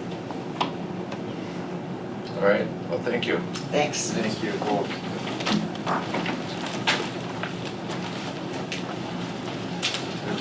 It's a typical thing you say. Highway You have business, to Joel, give words. good morning. Good morning. And then there was one other. Asset maintenance supervisor Brad Qualley here as well today. Do you want to come up as well, or? Of course you do, right? You see him lunge off the bench there? Yeah, I did. All of the above. He had the syndrome. And he had, PSD. what's that mosquito one? Larry? Malaria. You want a couple of new trucks? Well, we, should I get going? Yep. Okay. I think a while back, maybe 4 to 6 weeks ago, we came and asked permission to advertise for bids for, I think at the time we talked about 2 plow trucks. And so we did some research in that regard, and mostly through the state bid, analyzing which state bid contracts are out there. There's several state bid contracts for tandem axle plow trucks. They vary by dealer and by brand of truck. International could be a state bid, Freightliner could be, Mack, etc. We then called some counties in the area to talk about what kind of trucks they've had good luck with. We talked with MnDOT also about the directions they're moving with their fleet. Brad has personal background working on several different brands of trucks, and that was very important in selecting the brand that we preferred. We are recommending purchase of 2 Mack tandem axle plow trucks. And Nuss, that's N-U-S-S, Nuss Truck and Equipment is the state bid contract holder for Mack plow trucks. So we did some additional discussion with Nuss about financing options. We're trying to purchase 2 plow trucks on what some of the truck vendors would call sort of a lease to own. Maybe it's more of a purchase over 5 installments, 5 annual installments. The total of the 2 trucks is about $435,000. We have a proposal from Mack Financial Services and the bank that they use, which is KS State Bank, at 2.84% interest, 5 equal payments. It's about $92,000 a year for 5 payments for 2 trucks. So we would try to put that on this year's capital outlay for heavy equipment and then 4 subsequent years. There's no penalty for early payment of the truck if the county wanted to, but it is 5 equal payments, fixed interest 2.84%. So we would make the recommendation to purchase 2 Mack plow trucks on a 5-year payment cycle, about $92,000 per year, which covers both trucks at 2.84% interest. And Brad checked them out. Brad's very go ahead, certainly with the Mack trucks. I know he is. That's the right direction to go. They're way easier to work on than the internationals. I mean, you open those, you don't have to tear half the truck apart to get to the motor. I mean, what I've seen of the two internationals that we have are pretty flimsy made and hard to work on. I mean, life expectancy is 20 years, so I mean, there's 3 new ones, we replace fenders on them every year because of growth. I mean, they're cheap. The trucks themselves, we pay sales tax, but the equipment on them, we don't. Right, so Lynn did some research for us, and I think talked with Bob as well on it. We believe, and the state bid contract is set up to be friendly to sales tax. We believe we are required by the state to pay sales tax on the truck chassis. So the state bid is set up as you buy the truck through NUS, and then NUS buys the box and the plow and the sanding equipment through Tollmaster. Tollmaster holds a state bid contract. Tollmaster is sort of the child and NUS is the parent in this regard. So we can itemize the $110,000 or whatever it is for the truck. We pay the 6.5% Minnesota sales tax on that truck chassis. We don't pay the sales tax on all the plow equipment and sanding equipment and so on. 25 years ago, we didn't pay tax, and I mean, it's been controversial. It's a controversial deal that we're paying the state 6.5% on our purchases, where the taxpayers are getting hammered twice. I mean, it's just frustrating, but it's just occurred years ago, and no one, at that time, there was talk about doing it, and it was never happened. Commissioner McBride? Joe, that's going on this 5-year lease, I mean, then $92,000 a year, that would have to be included on each subsequent year capital outlay, correct?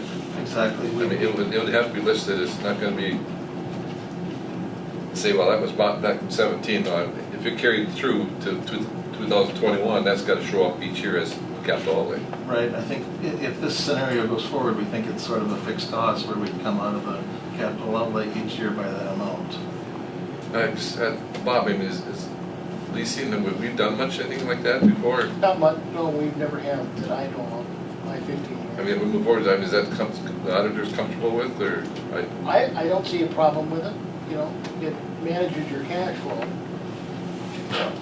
And 2.84 is extremely low, isn't it? Well, For yeah, a fixed I mean, rate that long? I just renewed a CD this morning, or today, 2 years at 1.6. But it just went up from 0.8 to 1.6 Okay. in 1 year. Ooh, big money. That's All pretty, helps. that's pretty. I mean, when your money market account went from 0.08 to 0.10, it helps. Yeah. So it's coming back. Bob can remember the county, actually, I mean, what really helped with our budget was our interest income. Huge back in the day, that should certainly changed. Well, I mean, I think we gotta have the trucks, and I'd rather buy, I'm glad Brad's here and was able to look at those, because we wanna get something that does last, and I appreciate his input on this, so. Mr. Chair. Commissioner? Where these 2 trucks, where is it in the schedule? I mean, you're replacing 2 trucks, what's the vintage of those? I think we have a 95 that's done, a 1995 International that's in MISPA, so that would come out. We anticipate about a $10,000 outright sale, something like that, 10 to 15,000 on a sale of that. The other one's a 98 that would come out of the fleet. So the 2 trucks one would go to MISPA, one would go to Little Fort. The oldest truck from Little Fort then we would bring to International Falls. That's our plan anyway. So okay, so most of these trucks that go out county would be not being here in International Falls would be good. We're kind of a little bit of background. We're short of 1 truck in the sense that when we set up the second hire in MISPA, we at that point became short a tandem. So we transferred a truck from International Falls down to MISPA to provide for the second heavy equipment operator. And at that time, the heavy equipment operator in the Falls had the option to either use the motor grader or the tandem, depending on the conditions, etc. When we sent that truck to MISPA, then that heavy equipment operator was Tom Molecular, was left with the blade to do his work. And so we're sort of backfilling from that transfer to Mizpah with one of the trucks, and then the other truck is just replacing the 95. And just to the point about the leasing, we understand that the leasing at a 2.84, it's like 23,000 in interest, which we would like to avoid if we could. But for the last several years, we've received about 230,000 in capital outlay money for heavy equipment, and we know those dollars are hard to come by. These trucks are, 220,000 a piece generally, so for us to be able to get 2 new trucks in the fleet, we couldn't do it with that budgeted amount. The only way we think we can get 2 new trucks in is through this, payment scenario with some small interest to go with it. So we understand the concern with the interest. We wish we didn't have to do it also, but we think it's just the best way to get the fleet built up and live within the budget. Commissioner McBride? So Joe, for this year, for the 92,000, what that money is there for this year's in your capital outlay? Yeah, we started out with 230. This is part of what we've kind of been reviewing in the committee of the whole. We started out with 230. We have a motor grader payment that was a 54,000. We had some small items, 6,000 and some small stuff, a used pickup, a welder, etc. If we take the 92,000 out for these 2 trucks, then we think that fund has a balance of about 86,000. And then what we've been talking about with the committee of the whole is moving forward, and I'm not sure if we want to do it now or in a separate conversation, but we'd like to move forward with a motor grader and a pickup and a roadside mowing tractor and a reclaimer and so on. So we think that if the 92,000 is approved, we have 86,000 left, and then we'll have subsequent conversations about how we use that money. There's lots of year left though. And can we, well, the one thing about the trucks where it's time sensitive, these trucks could be a 6-month lead time.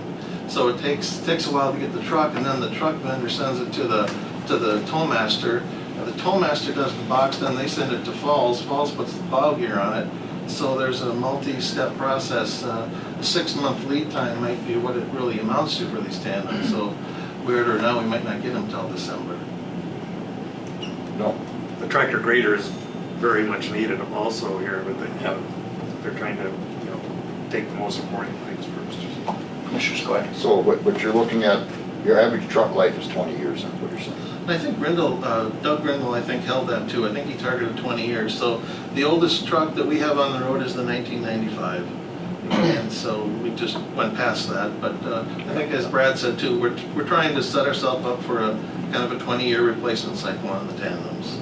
Okay, so then, while this 5 years is going on, is there going to have to be another truck purchase during that time? Well, I think that the next item on the list, sort of on our equipment plan relative to tandems, is to upgrade a 2005 Sterling to get into an underbelly. So the 2005, 12 years old or whatever, not old enough to be replaced on that 20-year cycle, but we've got about a $20,000 planned improvement where we upgrade that, keep it in the fleet for another 10 years, but we upgrade it to have that underbelly plow with the down pressure and so on. So that would be the next truck we come to talk about, earmarking kind of that $20,000 for the upgrade to a 2005. But I mean, I was just looking at, during the life of the contract with them, we should not be looking to purchase another truck, though, correct? The way the fleet's set up. Well, I can't remember the age. Of the oldest truck after the 97. Is there a 97? Okay. Okay, so we got 2 at 20 or older, right? yeah.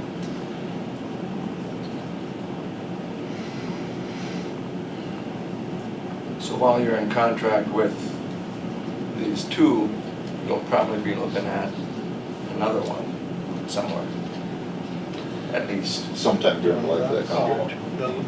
Well, like now, we're making a lease payment on a grader also right now, which will be done in 2 years. I think it's 2 more years for a lease payment on the grader, so.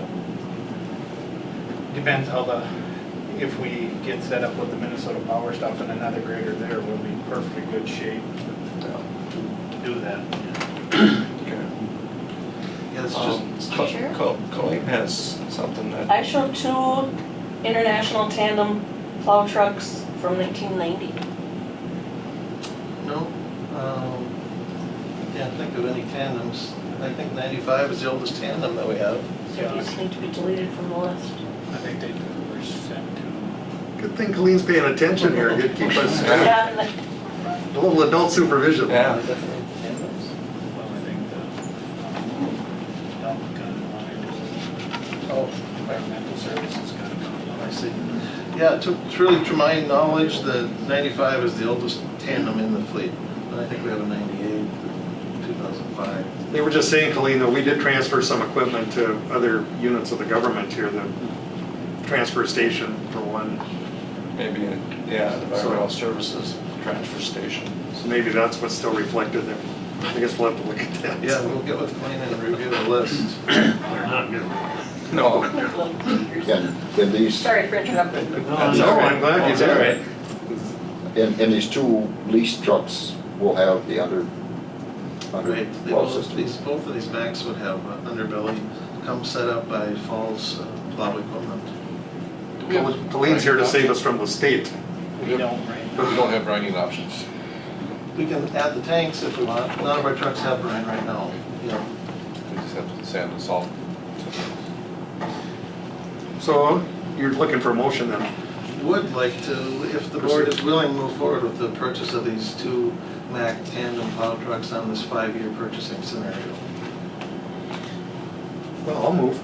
Got a motion by Commissioner Pavlik. Purchase of 2 Mack trucks. Have a second. Second by Commissioner Nordby. Discussion. Hearing none, I think we had a lot of discussion, but I do get leery of leasing and spreading our capital dollars over that amount of time, because I mean, all of a sudden other things pop up and here we're tied into a lease. It gets me a little nervous. But yeah, we just got to be sure that those dollars are accounted for. I have a little same concern. I appreciate the fact that you're aggressive in working on the fleet, but leasing is not really something that, like Brian says, is all of a sudden you're locked in and now something else happens and it's, I don't know, 2.8% is, it was good interest, but I guess to that question, I know it's hard to see in the future. What do you look at as being your next equipment purchase in the next 2 or 3 years? I mean, what else are you looking at in this? Well, we would look at an additional motor grader. We have 3 older motor graders. They're 1989 cats we'd like to pull out as part of our overall plan to consolidate from 7 motor graders down to 4, or 7 to 5 incrementally, and ending up at 4. So we'd like to pull 2 of the older cats out now, replace that with a newer one. Motor graders on the state bid are about $250. You can do a kind of a lease to own similar on a motor grader. We would like the board to consider allowing us to utilize some of the money related to the Minnesota Power maintenance work to subsidize part of the cost of the motor grader. Depending on if you did a motor grader on a 3-year or on a 5-year, you'd be in that kind of $50,000 to $90,000 a year in that kind of lease to own scenario. So the motor grader would be, I think, the next bigger item. We talked to the board about a track mounted skid steer. That's in the $60,000 to $70,000 range, something like that. We need a pickup truck. Brad doesn't have a truck right now. The truck was shipped out one of the other shops. But the big stuff would be, I think, that motor grader is part of that consolidation plan. You're in a lease to own agreement now with the motor grader. We are. That's right. It was 2015. We're like in year 3 of 5, I think, on the motor grader. And that's $54,000 a year. So just so we know that we have $54,000 a year on the books for that motor grader. Comes off in a couple of years. We'd be starting a 5-year cycle at $92,000 a year. If we get into the next motor grader as part of the consolidation, we could be another 50 to 90, depending on if we do a 3-year or a 5-year, if the board is willing to do that. So certainly we're creeping into that number. Commissioner Pavlik. I think the important thing here is for the board to look beyond 1 year here, because what he's got is a long-term plan for consolidation of the equipment, and in the long run, it will save the county taxpayers money. And you gotta keep decent equipment on the roads out there, the wear and tear. The Minnesota Power issue, we can't really depend on anything, but obviously there's gonna be a lot of wear and tear on our equipment. We're gonna get reimbursed for that, and see if, maybe we can utilize some of that. But at the end of the day, the long-term plan here is consolidation, which saves so much money. And if you've got to upgrade equipment, you can't have it go until it dies, because when it dies, if you have things that you need it for, now you don't have it. A couple things to go on that, just to piggyback, right? So, if some of our equipment, if it does break down, and it all breaks down, but if it breaks down at a bad time, then you end up having to contract out that work, and there's a cost to that. Sometimes we've had to put money into some older equipment that you could argue is kind of a waste of money. A waste of money. So some of our equipment, if we have a $40,000 motor grader and you have to spend $30,000 to keep it on the road, it's still only worth $40,000. And so you'd like to be smart about when you, and again, we realize there's a cost to new equipment. There's a real cost to that, but there's also a cost to putting money into old equipment. You sort of fall behind in that regard also. So we're just trying to kind of walk the line there. So just one last thing, Joe, you said about 400,000, but you're gonna have 2 trade-ins or sales? Just one. Oh, you only just the 95. Just the 95? Yep, I didn't mean to confuse. The 98 is the next oldest in the fleet to my knowledge. The 95 that's in Mizpah is the one that we're selling as part of this. So you're not moving 2 trucks? No, we only, I'm sorry if that was confusing. We only have 1 truck to trade. It's a 95. We think it's kind of a $10,000 to $15,000 value that'll come with that. Is that traded to this outfit? No, we don't intend to. Sell it We intend to sell it outright. We think we can get more that way. You plan on doing that by sealed bid or by auction? Well, that's a good question. We spent a lot of time thinking about the best way to do that. I don't know right now, honestly. We spent a lot of time with several different auctioneers and several online services. They all have different fee structures. We're trying to understand what's the best way to get the most net money out of that. It comes down to, in some cases, how fast you need to sell it. If you do an auction, you know you're going to force sale, you just don't know what you're going to get out of it. If you do the sealed bid option, maybe you can set your price, maybe it takes longer to get that. Brad's got some thoughts about taking this 95 plow truck and actually stripping the plow gear off of it. In some cases, just a tandem running down the road can be more appealing to a lot of small contractors than a fully rigged plow truck, which sounds a little counterintuitive, but he's been doing some research on that. We might end up taking this 95, stripping the plow gear, making it available to a lot of, could be local contractors or regional contractors, and maybe that's how we maximize our sale. Colleen has something else here, so. If you don't mind, if I add one more thing. Go ahead.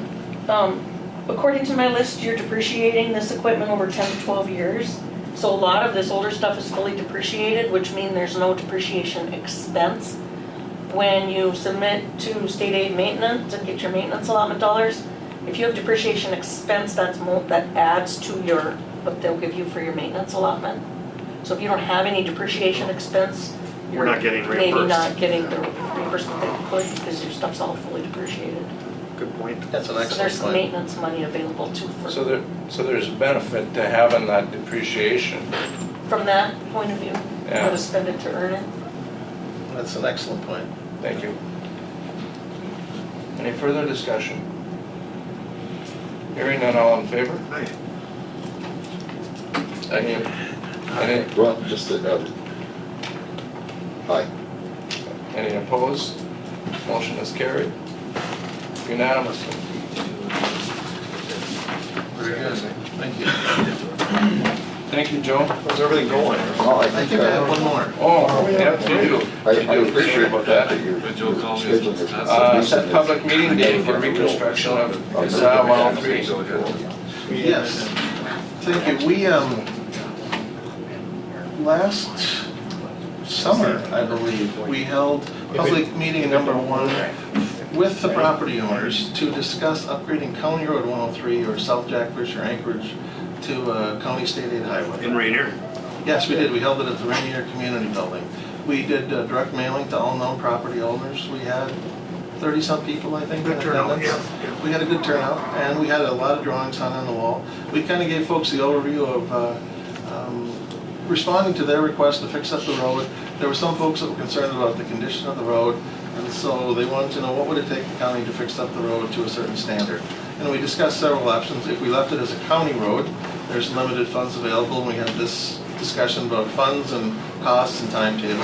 If we upgraded it to a county state aid highway, we have access to a different group of funds, but along with going to a county state aid highway, there are certain design criteria you have to meet.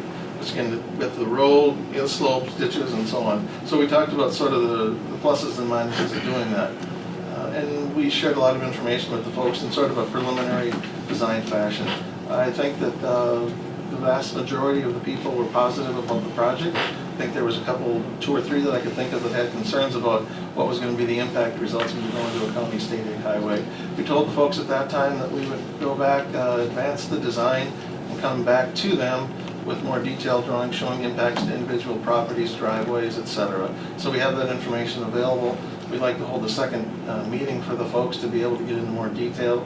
We'd like to offer up a couple dates. If the board wants to hold the meeting at Rainier Community Building, the next 3 dates available on the horizon are Thursday, August 3rd, Monday, August 7th, or Thursday, August 10th. We talked to Rainier about sort of a 5 p.m. to 7 p.m. time slot. We can change that if it's different for the board. Again, Thursday the 3rd of August, Monday the 7th, or Thursday the 10th. So wondering if the board has preferences on time and date. Does the board want to make it a full board activity? That's what we want to talk about. How much notice do we need in the paper for Dante service? 3rd, 7th, or 10th. I'm not sure with the highway department, we normally, for public hearings that I've done, we needed 10 days. Meetings, we need 3 days. Is that right? I think that the way it would work with the Journal, we couldn't get it in until Saturday. Right. But even though they run Wednesday, Saturday, I think they wouldn't get it in until Saturday. So the 3rd probably wouldn't work out anyway. Yeah, perhaps with the 10th. be short notice, yeah. Again, Monday the 7th, Thursday the 10th, those would be other dates possible. Yep. And so our mailings, we could have the mailings out soon, but it would take a couple days to get the mailings. Yeah. We send it a letter to every property owner, telling them about the meeting and inviting them to the meeting. And we advertise in the Journal as well. 7th would be best for me. 7th and Monday?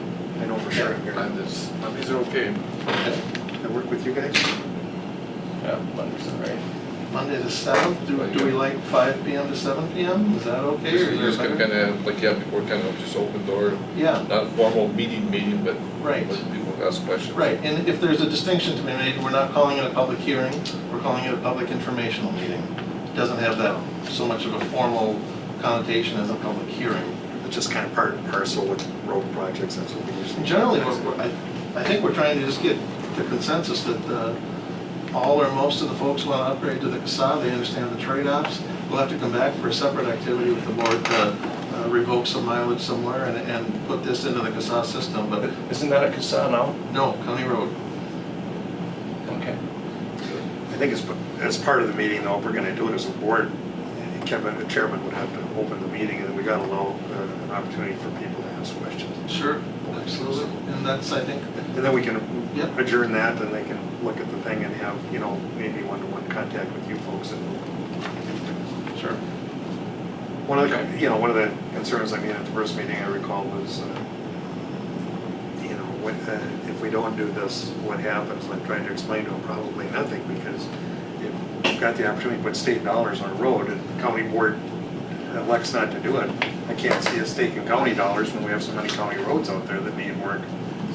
So I think they understood that. They can put it on the ballot again. Yeah, they could. A new bridge.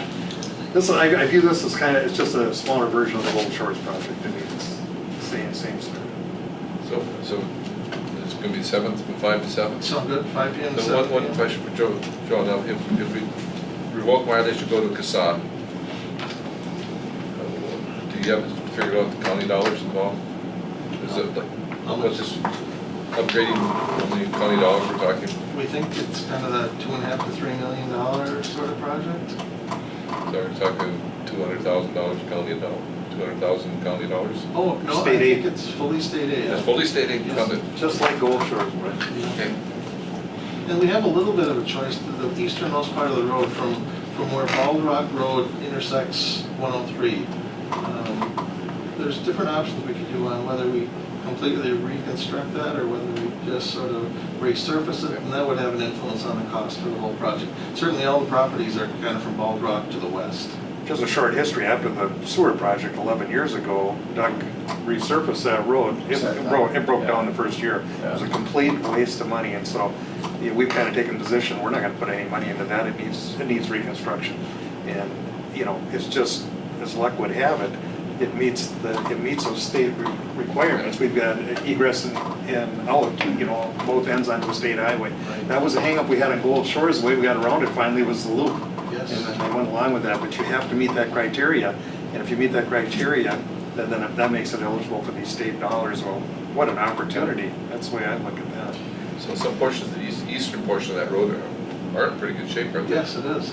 And that eastern part is really technically 95. 95 comes out to Highway 11, 103 ends at 95. To make it a loop road for the CASAD designation, we think we redesignate that eastern part of 95 as 103. So 103 is a 2-mile long loop road. Now 95 comes in and terminates onto 103. And that's a requirement to make it a county state highway. And when Brian and I, when we were kids, that road wasn't there. And then they took a bulldozer, and that's why the hills and sharp corners, I mean, it was just like Gold Shores when Barkowski put that in on it with his own bulldozer. And so you don't meet any of the vision requirements or anything else. I mean, it needs total reconstruction. I need a motion to set that public meeting date, so. Got a motion by Commissioner Pennebuck. Second by Commissioner McBride. Further discussion? Hearing none, all in favor? Any opposed? Motion carried. Very good. Thank you. Well, thank you, gentlemen. Thanks. I know you guys are busy. Thanks for going and visiting my neighbor too.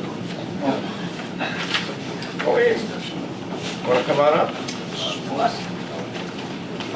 Good morning. So we're glad to see you. But Yeah, you gotta do something with us. I don't know, it's gonna be a question. How was the drive? Beautiful. Yeah. I love it. You've been out on Lake of the Woods? Lots. Okay. As we speak, our investigative reporter in Thief River Falls is interviewing Rebecca Otto on the radio. Oh. And I'm getting just smeared, and I'm not happy about it. So I'm not backing down. In December, Just so you know, we're with you 150%. I really appreciate that. Yeah. So I guess for some of your history, I'll try to just talk quickly and just briefly. I was a director of audits running the Thief River Falls crew. I was a state auditor employee for 20 years. And when Tim Pawlenty got elected governor, there was a Republican state auditor at the time. There was a 15% statewide budget cut. So the state auditor's office was forced to downsize. They closed 5 crews, including Big Lake, Detroit Lakes, mine, and 2 metro area ones. So I drove down to St. Paul and I said, what do you think you're doing? You know, you didn't even consult me on this. And we came up with the idea that we would form a private firm, my 3 employees and I, that stay together, decline to bump somebody else and move away and be in a different crew somewhere. And we would form a CPA firm and we would audit the counties as a private firm. Because in addition to cutting the staff, she couldn't do all the audits at that time. So she agreed to release my 8 core counties that I've been doing for 20 years, and she did 12 others. So there were 20 initially released.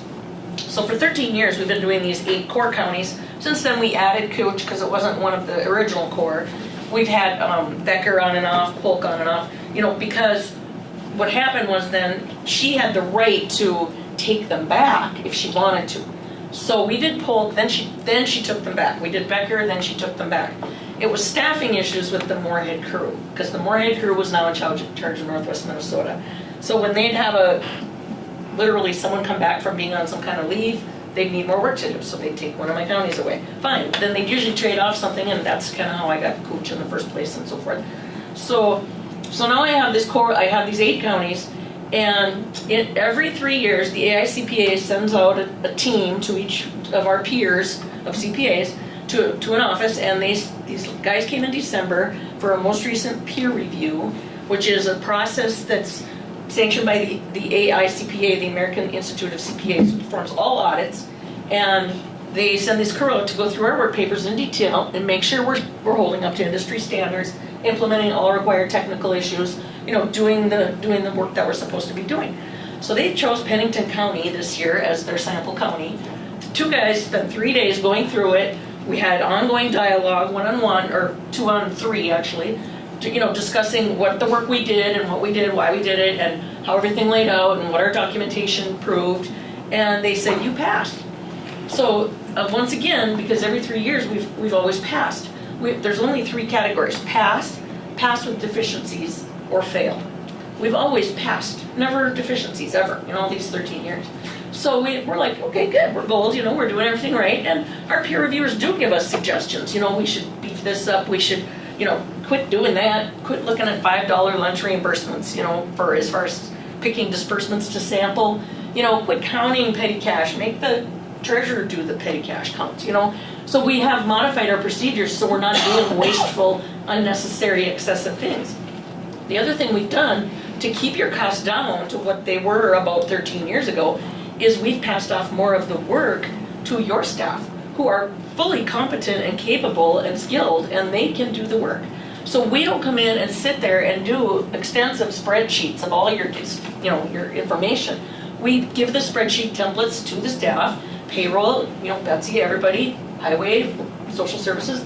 They fill out their spreadsheets and their information that we're asking for. We get that information, we go through and we pick where are the big numbers, what's material, where could something go wrong, where would we possibly suspect something wrong, what doesn't meet the smell test. We assess our risk, and we audit the areas where we think there's a chance there could be something fishy. So that's how the audit approach works now. That's just industry standard. State auditor, however, is still doing the 14 column spreadsheets of all kinds of things. And they're saying, you don't have that, you don't have that. We're saying, no, of course we don't. We quit doing that 10 years ago. So this is the fight. Because she's saying you don't have enough, and we're saying we have enough. AICPA says we have enough. Now, all publicly traded companies have audits by AICPA, and they comply with the Financial Accounting Standards Board, FASBs, okay, financial accounting. All governments have audits by AICPA, and they comply with Government Accounting Standards Board, GASBs. So we're in the GASB world. That's all we do. We don't do income taxes. We just do government audits. And that was, it's a source of pride for us. So now she comes in and she says, previously when she came into Polk County and she said, I want to do a detailed work paper review. Send me all your work papers. So we did. And guess what? She took over the audit. So she needed my work papers so she could take over the audit for the next year. She had everything handed to her on a platter from the year before, right? So then she did the same thing with Becker County. Let me have your work papers. So we gave them her work papers. Boom, she took over the county. So here she comes this fall and she says, we want to see the work papers of Hubbard County, which is again in the Moorhead Crew Zone. So we send her the work papers, and she comes back and we're saying, she's going to take over the county. So she sends us this list of things to do, that are missing. And we said, yeah, we know what's missing. We spent $8,000 in the spring of 16 buying new software to make our audits better. And it's this automated CAN, very popular service that provides audit software. So we bought this, we put everything in there, and then when they asked for the flash drive, we sent it to them. They said there's stuff missing. We looked at the flash drive and we're like, you're right, what's going on here? So we get back in our work papers, this was right before our peer reviewers came, and we said, oh my God, yeah, this is not right, something's wrong here with this stuff. So then she wants to see the work papers of Roseau County. So we send her the flash drive, we say, hey, you're gonna find the same problems. Because we know we got a problem here, we're gonna fix it, we're working on the 2016 audits now, we're gonna fix it as we go along. And each time we do a county, we're gonna fix the stuff from the prior year, do this stuff, and it'll be all perfect, then we'll send it to you. No. And she goes, send me your other 6 counties. So I sent her the other 6 counties, I said, don't bother. She does it anyway, guess what? Same exact problems. And plus she billed everybody $2,000 for doing this extra review, right? And in the meantime, every year for 13 years, she's done a desk review of every county, and she charges you about $800 to $1,000 for that. So we all passed our desk reviews last fall after the audits were done, and all of a sudden, boom. Well, what happened was, last summer, the other counties then that couldn't get private firms because the state auditor's still doing their audit, they want private firms too, because look at how much money you're saving. Her audits cost over $100,000 in some cases. So, the other the counties are saying, I want to competitively bid. So she's saying, well, and so then the law changed, legislature changed the law. So as part of that process, which I talked to you about before, and I said, you can expect some retaliation, because I got involved because I had the history with the state, I had the history of being private, I know the difference, I know what is the difference. So I provided information to the legislators that were working on the bill. I had 2 of my county commissioners went down and testified at the hearings, threw out my name. So she's got it in for me basically, and we all know that. So, but there were 6 firms that were reviewed. It wasn't just mine. She had to do some other ones too to make it look like she wasn't picking on me. And as far as I know, like Bailey, Clifton Larson, and 3 others, what they're doing when she found problems with their audits is they're giving her the additional documentation, and some of them are reissuing their reports, and some of them are not. They're refusing to. They're saying that's a bunch of crap. You wanted to see something, here it is. We're not reissuing anything. And she hasn't been battering them like she's been battering me. But part of the problem is my local press got a hold of it. So now she's getting smeared. So now she's coming out aggressively and saying, oh no, their audits, the reporter says, can't you work with the firm to resolve these problems? And she says, no, too many problems, technical difficulties.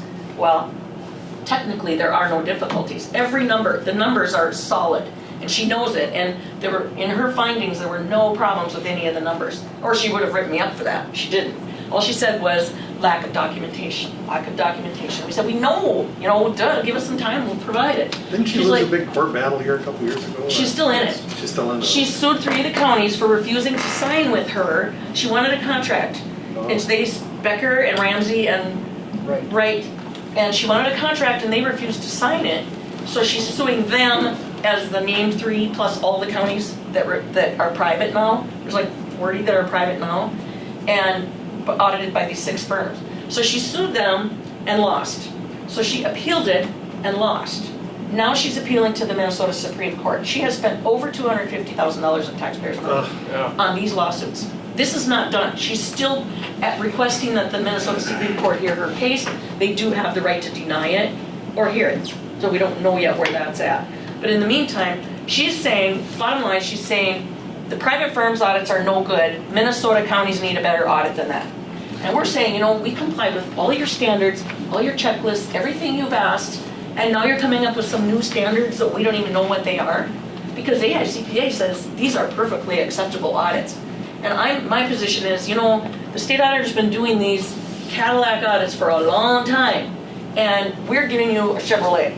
This is what you need, it will get you where you need to be, and you're not gonna pay $90,000 for it, you're gonna pay $30,000. You mentioned the legislature, if I could, Mr. Chair, taking some action. What action was that? What did they do? They passed a law the big session last summer that went to midnight, and they were all under pressure, they were tired, and they weren't paying attention. They passed a law that said now all counties have a right to hire a private firm. Oh, good. Problem is, they didn't take out the part that said the state auditor has oversight. So she has the power to reject them.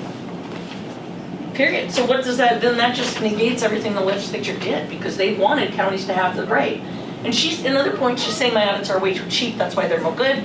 Well, I competitively bid against Larson Allen, Clifton Larson Allen, Bailey, Brady Marks, some of these big regional firms. I'm competitively bidding for these audits, and we're all in the ballpark on price. So it's only the state auditor that's just way out there, Makes her look bad. And if she rejects it, it's just a way of her making the counties pay extra money. Well, but she's saying I reject it, but it doesn't hold water because the threat is that she'll go to the legislature and recommend you don't get your county program aid. Well, they're not going to do that. So, but now she says she's calling the feds and she's going to tell the OMB not to accept single audits. And then what that's going to do is catapult everybody into a non-low risk category.